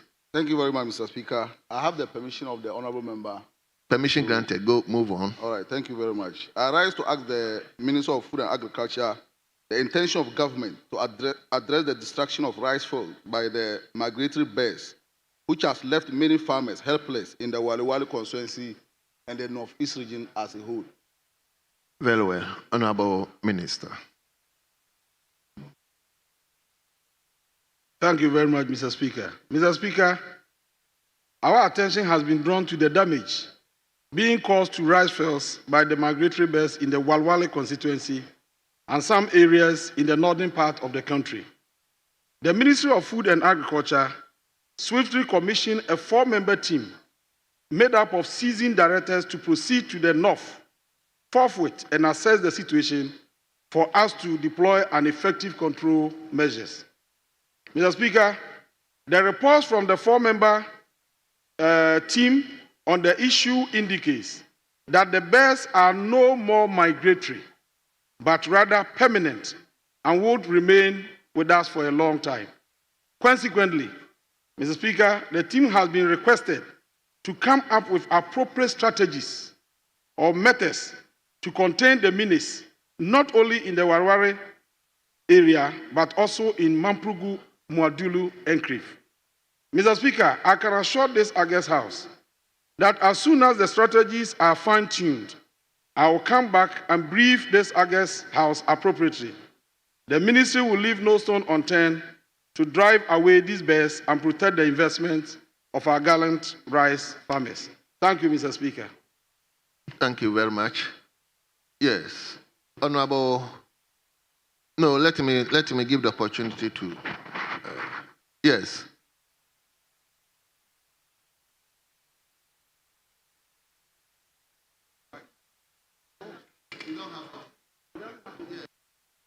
Honorable member, this is constituency specific, but Kwada, so I will give you opportunity. You may ask the question. Thank you, Mr. Speaker.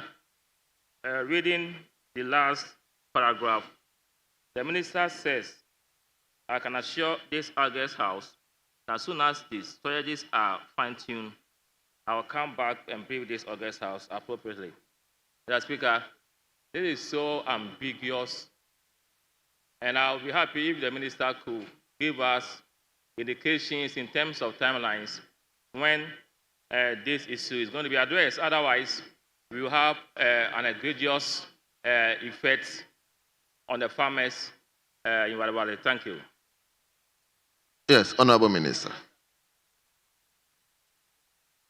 Mr. Speaker, looking at the complexity of the situation, we have to take our time to be able to contain it. And that is why we have a committee in place.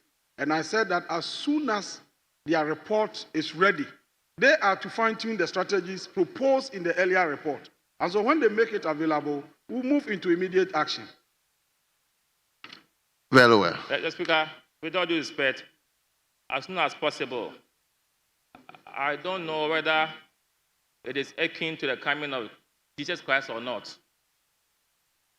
It is akin to the coming of Jesus Christ. That is why we want some reasonable time space to deal with the matter. Thank you.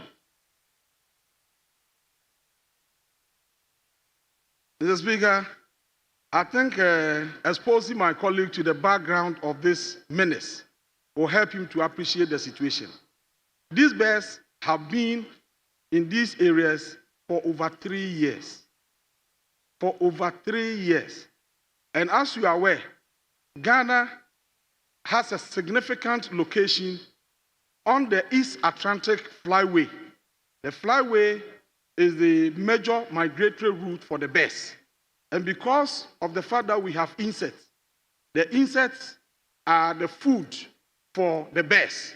And because of the nature of our vegetation, they have a lot of nesting, facilities. So they are attracted here and they migrate every day. So it takes some time to be able to contain them. It is not like going to Kumasi and coming back. It will have been done within 24 hours. So let's have patience. Let's come out with our strategies, and we hope that we can deal with the situation decisively. Very well. Honorable John Darkon, this is a constituency-specific question. Yes, let's hear you.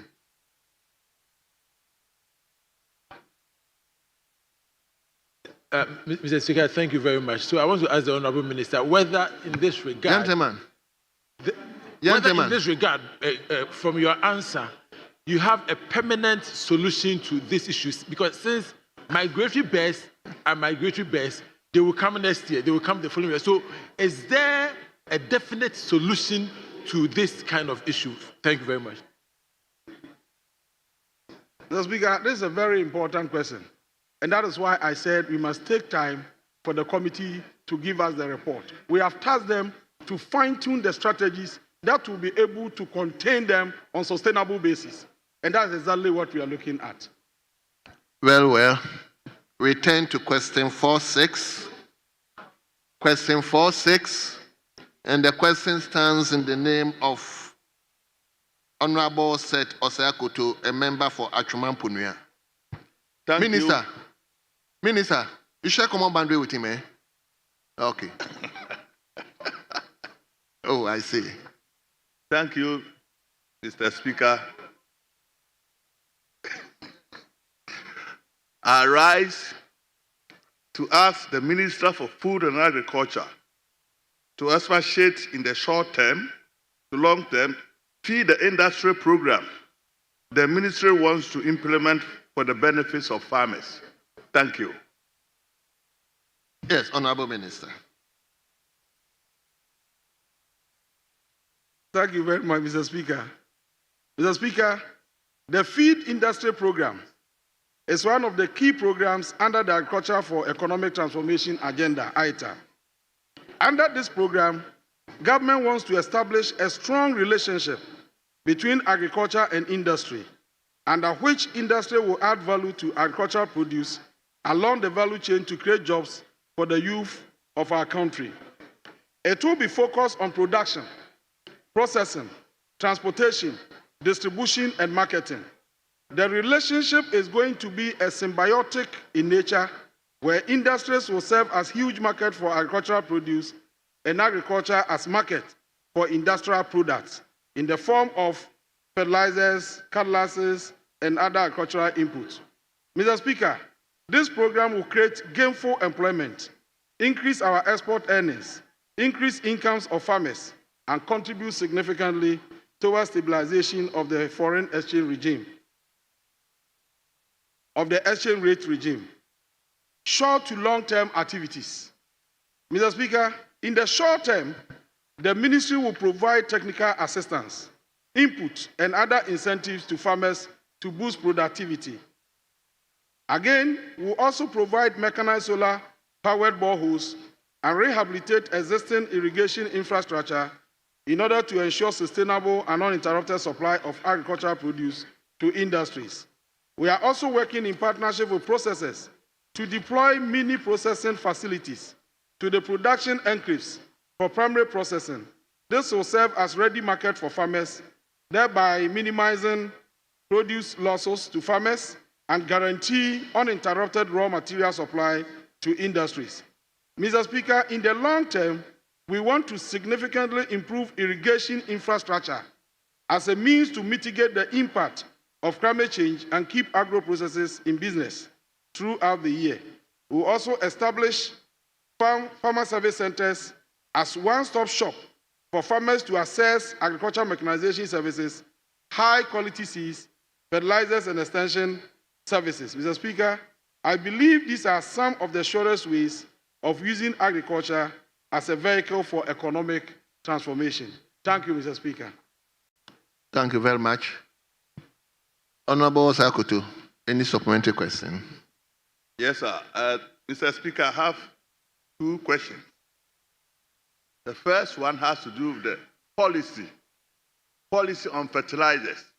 In the resetting agenda, we made mention of free distribution of fertilizers to farmers, including seedlings for cocoa, and food crops.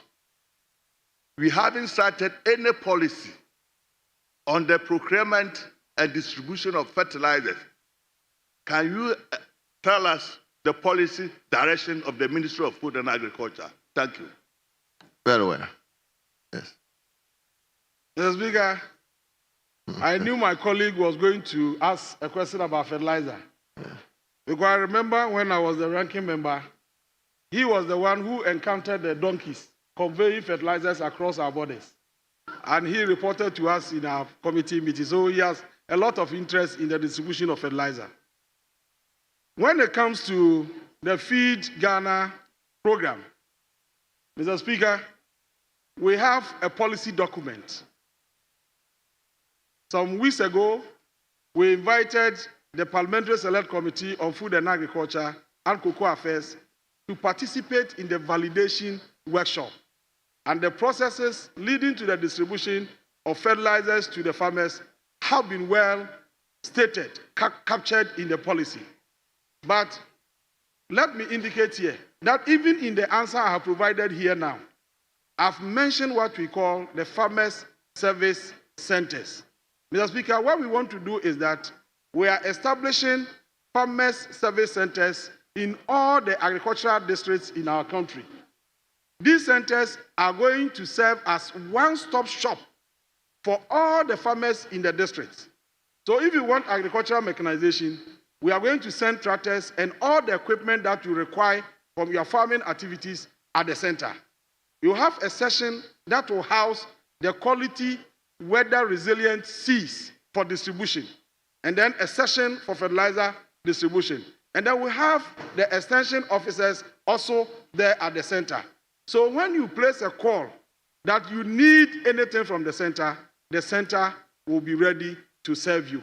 So this is how we are going to distribute the fertilizers. And now we have asked the farmers to constitute themselves into cooperatives, community, commodity-based cooperatives. All of them will be registered.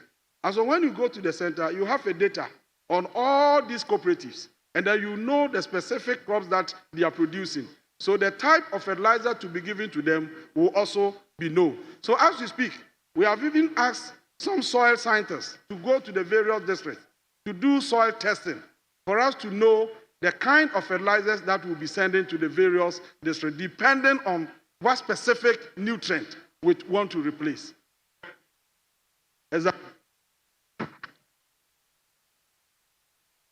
I'll come to you. Yes.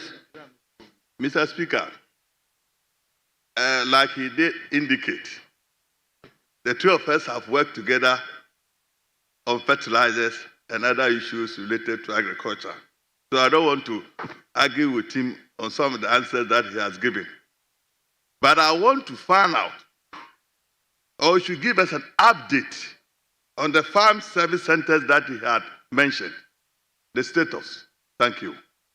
Well. Mr. Speaker, we are done with the designs. We are in the process of procuring the equipment. I was in Belarus last week. We are almost at the conclusion stage of bringing in the agricultural equipment. And as soon as the document is ready and then parliamentary approval is secured, we'll start with everything. So everything is on course. Well. Yes, member for Joabing. Thank you, Mr. Speaker. I want to find out from the minister that the feed industry program, does it include Nkokon Kete and Ejumawura? If it does, is it in the long term or short term? Thank you. Well, Honorable Minister. Mr. Speaker, Nkokon Kete will be part of the industry program because we are looking at production and processing. And so if you produce the best and you are unable to process them, you can never talk about sustainability. It is because of sustainability that we are adding processing to the production so that you create market for the farmers, and once the market is there, everybody will be willing to produce. And then the processors will add value, not only for local consumption, but also for export, for us to bring in the foreign exchange. So they are part of it. Ejumawura is under a different ministry, and so I'm unable to speak to that. Yes, member for Ashaman. Thank you, Mr. Speaker. Mr. Speaker, I come under Order 55, 3 and 4. 55, 3 a sitting of the House shall ordinarily be for 5 hours. And then the 4, despite Rule 3, the Speaker may direct that a sitting be held outside the prescribed period, having regard to the state of business of the House. Mr. Speaker. Thank you very much, Honorable 7. Member. You are right. And by the indulgence of the House, I would like the House to sit outside the normal hours. Thank you. Yes, Honorable Member for Kwadaso. Mr. Kwadaso, not Swami. Mr. Speaker, I would like to ask a supplementary question by seeking from the Honorable Minister if he has any idea of the estimated cost and commercial value in terms of revenue of this Feed the Industry program. Please, I'm asking for... Honorable Member, can I respectfully ask you to give me a question? I'll admit it to the Minister. No, because, Mr. Speaker, with all due respect, when he was responding to the last questioner, he mentioned, or he said that we are going to get some foreign exchange receipts. That is why I'm asking this question. So what is the commercial value in terms of the foreign exchange receipt we are going to get? So I think I'm within the space. The commercial value, you are going to detail, the demand for this is too much. Please just file a question. Intervention. Honorable Professor, please, respectfully, file a question so that he can specifically deal with you. Yes, Honorable John Darko. Yeah, thank you very much, Right Honorable Speaker. Mr. Minister, in your answer to the earlier question, you mentioned that in the short term, the ministry will provide technical assistance, input, and other incentives to farmers to boost productivity. Since you are talking about short term, Mr. Minister, I want to find out from you, have you identified the farmers, where they are, and the particular crops that they will be planting? Yes, Honorable Minister. Mr. Speaker, I think this question has been answered earlier on. I spoke about the formation of the cooperatives, and I said that we are forming community, commodity-based cooperatives, and that will give us data as to the number of farmers we have in the production enclaves, in the production of specific crops, to inform the distribution of the inputs going forward. So I've answered that already. It is because we don't have the data, that is why we are asking the farmers to constitute themselves into farmer cooperatives. Thank you very much. Honorable Minority Leader. Mr. Speaker, I saw Honorable Ahi in the chamber today. Honorable Samson Ahi. I saw him in the chamber today, and I wondered why. Then I looked at the other paper. I saw his senior brother was here. So, Mr. Speaker, he's giving him moral support. Mr. Speaker, for the record, he is my ECOWAS Parliament campaign manager. Mr. Speaker, so it's good seeing you, Senior Deputy Minister. Mr. Speaker, he wants to respond to me. Mr. Speaker, I think it's unfair for the minority leader. But have I called you? Oh, I saw you pointing your hand at me.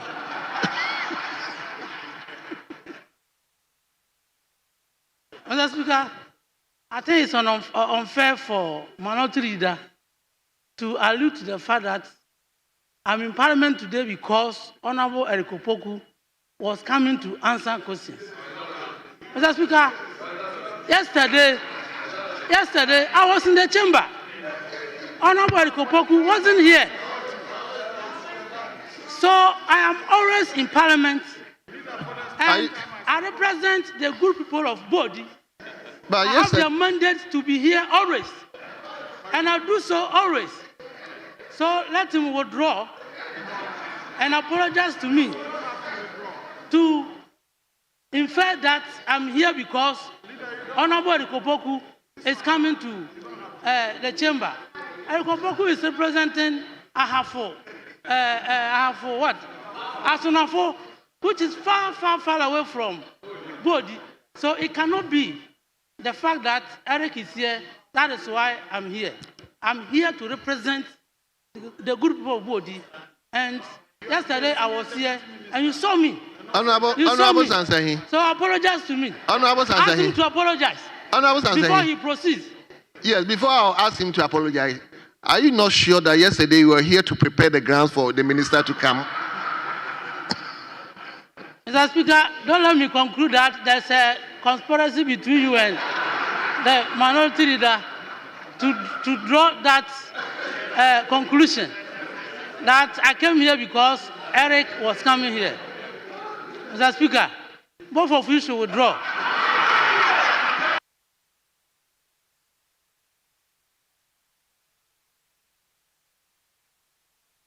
Honorable Minority Leader, you may ask the question, please. Mr. Speaker, it's good for our health. Yes. But now that you are saying you are from Western North and he is from Ahafo, meaning that he can make you his running mate. Oh, possibly. Mr. Speaker, Honorable Minister in his answer indicated that he's likely to sign an agreement for some equipment. He also referred to his recent visit to Belarus. And he says that subject to parliamentary approval, those equipment will be available for the farmers. May I know from him that this agreement, is it a loan or a grant? Because it is only such agreement that will come to Parliament. He says that subject to approval. Is it a loan they are procuring or is a grant? Yes, Honorable Minister. Mr. Speaker, it's not a loan, but it is an international transaction. Very well. So, Honorable Minister, so this international transaction that Ghana is a party, and you are bringing it under Article 1815 of the Constitution. Fair enough. Now,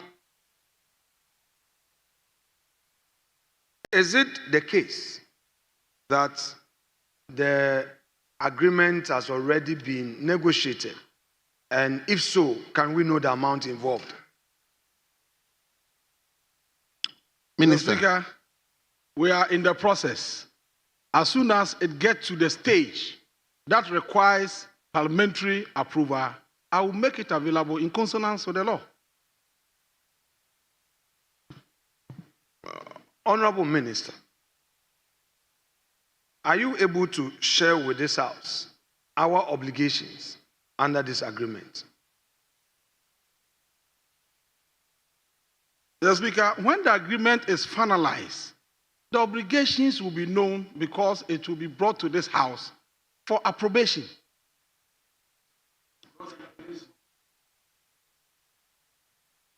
Honorable Why are you suddenly pursuing the path of brevity?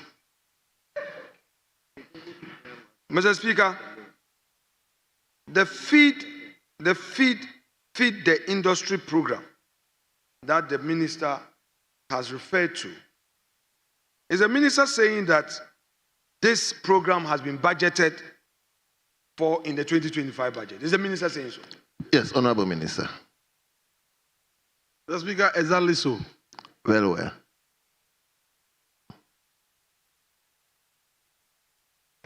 Honorable Minister, I have perused the allocation for your ministry. And upon my perusal, and of course, it is notorious, it's part of the records of this House, an amount of 1.5 billion was allocated. Of this 1.5 billion, 900 million plus goes into compensation. Is it your case that the allocation for the feed the industry program is covered under this 1.5 billion? Mr. Chairman, Mr. Speaker, compensation budget in the compensation budget in the 2025 budget presented before this House for the Ministry of Food and Agriculture is 226 million and not the 924. The 924 is for special initiatives of the government, which includes Feed Ghana, Feed the Nation, and the rest that you can talk about, Feed the Industry and the other.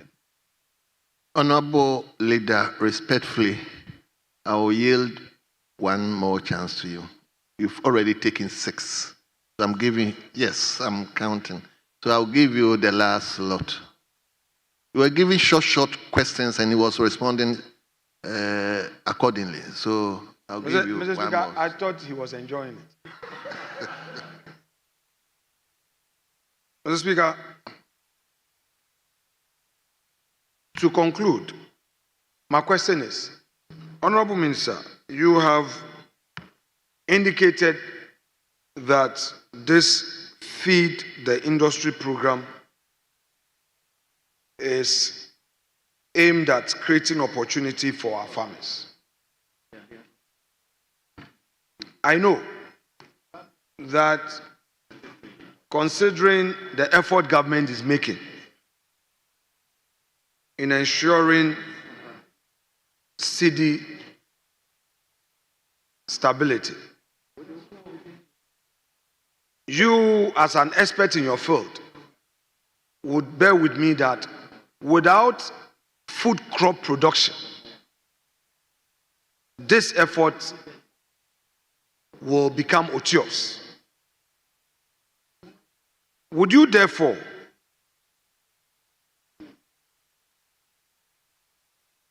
take steps under this Feed Ghana program to ensure that implementation is successfully rolled out to avoid food inflation? Yes, Honorable Minister. Thank you very much, Mr. Speaker. Mr. Speaker, in the 2024 budget presented before this House by the past government, it was clearly stated, it was clearly stated that food prices are ballooning as a result of the huge food import bill. And so I agree with the Honorable Minority Leader that if we are able to effectively implement these programs, food production will increase.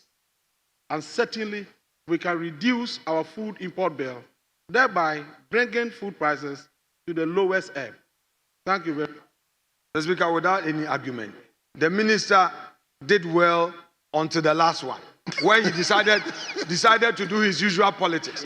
Mr. Speaker, your answer, you were supposed to assure us that you will ensure a successful implementation of this policy, not to talk about some politics and leave it there. Assure us. Assure that we would, because we hold your feet to the fire. Assure us that you would roll this out successfully to avoid the food inflation. Thank you very much, Mr. Speaker. Mr. Speaker, the Honorable Minority Leader is sounding as if I alone bear the responsibility to ensure that. But we are looking at a program called Feed Ghana. Under the Feed Ghana, we are advocating that every Ghanaian who has a house and has a space must have a home garden, at least to produce some vegetables to support feeding of the house. If the Minority Leader has a home garden, Mr. Speaker, as we have been advocating, he would have known that this program is already a success. He would have known that it's already a success. So, Mr. Speaker, I can assure the House that with the kind of mechanisms we have put in place and the enthusiasm we are generating, you can even see from the face of the former Defense Minister that this program is going to be a success. Thank you very much. Honorable Nitiu, don't be invited. Don't be invited. So, Honorable Members, you take the last question from Honorable Nana Ampa Kwame Adofrempong. Thank you, Mr. Speaker. Buakwa North. I rise to ask the Minister for Food and Agriculture what steps the ministry is taking to control cattle migration and the destruction of food crops in the Buakwa North municipality. Honorable Member, may you take the question again? Speak like a man, please. Thank you, Mr. Speaker. I rise to ask the Minister for Food and Agriculture what steps his ministry is taking to control cattle migration and the destruction of food crops in the Buakwa North municipality. Very well. Honorable Minister. Mr. Speaker, I am privileged to inform this August House of the measures the Buakwa North municipality has instituted to regulate cattle farming, especially nomadic herding practices, to prevent clashes with the local crop farmers in the municipality. Mr. Speaker, the measures include Operation Remove Nomadic Herdsmen, and more recently, issuing ultimatums for herdsmen with unauthorized cattle to vacate the municipality, whilst local cattle herders were to confine their cattle to approved communal grazing fields in the municipality. Mr. Speaker, efforts are also underway for the establishment of more of such community grazing areas in the eastern region, alongside those of cattle ranchers at Wawase and Amankwa in the Afram Plains for the benefit of the cattle farmers. Mr. Speaker, going forward, the Animal Production Directorate, APD, of the ministry has been instructed to closely collaborate with all stakeholders to ensure peaceful coexistence. I wish to assure the Honorable House that the ministry will work with stakeholders such as the Ghana Cattle Ranching and Transhumance Committee and the Peasant Farmers Association for a peaceful coexistence and to ensure a win-win situation for both cattle and crop farmers. Thank you, Mr. Speaker. Thank you very much.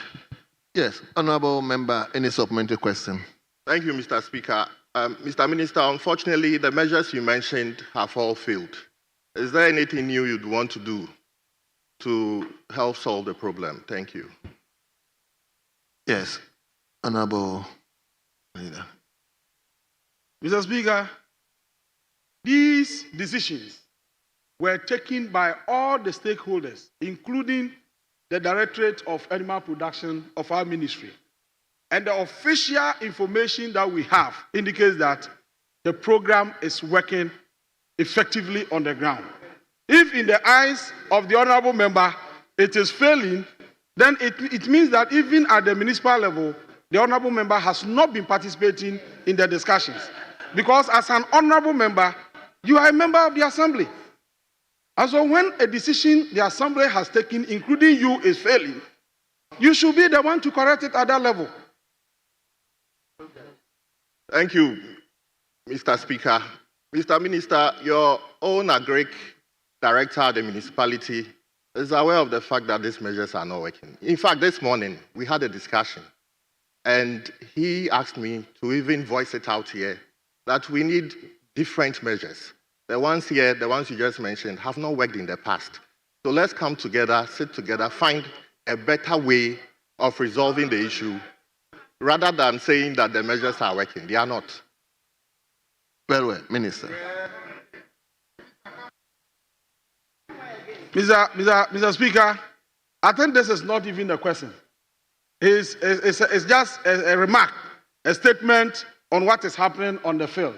And as I earlier on indicated, these are measures that were not taken solely by the ministry, because we have other implementation agencies on the field working to ensure that this thing is achieved, including the municipal assembly. And so if after some months or some years of implementation, the Honorable Member of Parliament, who is a member of the Assembly, is stating on the floor of this House that those measures that were put in place have not been effective, we will look at it and see what we can do again. because we are working together to ensure that we create peaceful coexistence for the people there. Thank you very much, Honorable Minister. On behalf of the House, you've taken two supplementary questions.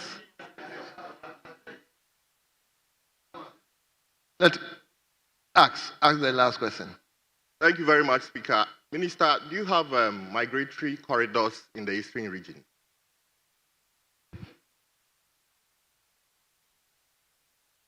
Mr. Speaker, I think this is a fresh question. The first question for which I've been invited to speak to is constituency specific. If you want a question relating to the entire Eastern region, Honorable Member, per the rules, know what to do. Very well. Very well. Honorable members, on behalf of the House, I would like to thank the Minister for Food and Agriculture for attending upon the House to respond to his own colleagues, to your own colleagues. So, Honorable Minister, we are grateful to you and you are hereby discharged.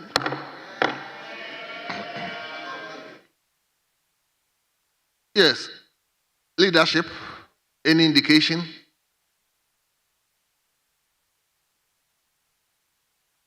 You want to make a statement? Okay. I think there's fatigue. There's fatigue. I'm tired. There's fatigue. I am tired.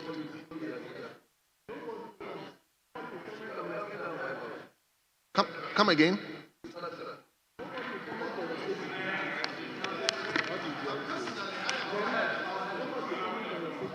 Well, Mr. Speaker, in which case we are in your hands.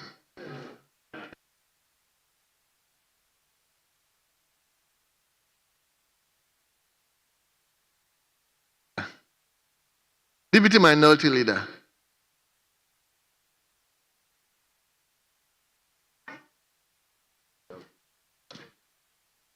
If it pleases Mr. Speaker, we would like to take up the statement on the striking nurses as a matter of urgency. Can we take it tomorrow? Tomorrow I will ensure. In fact, I'm tired, I must confess.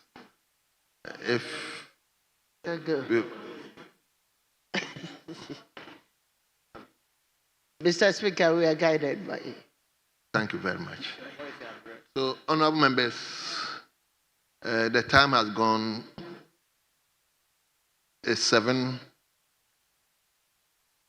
past 7. So you are in my hands.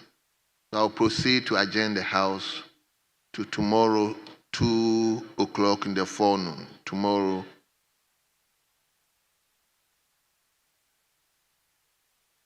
Two o'clock. So, which will be 14 hours Greenwich Mean Time. Tomorrow, 14 hours Greenwich Mean Time. I thank you so much for your cooperation, and the House stands adjourned.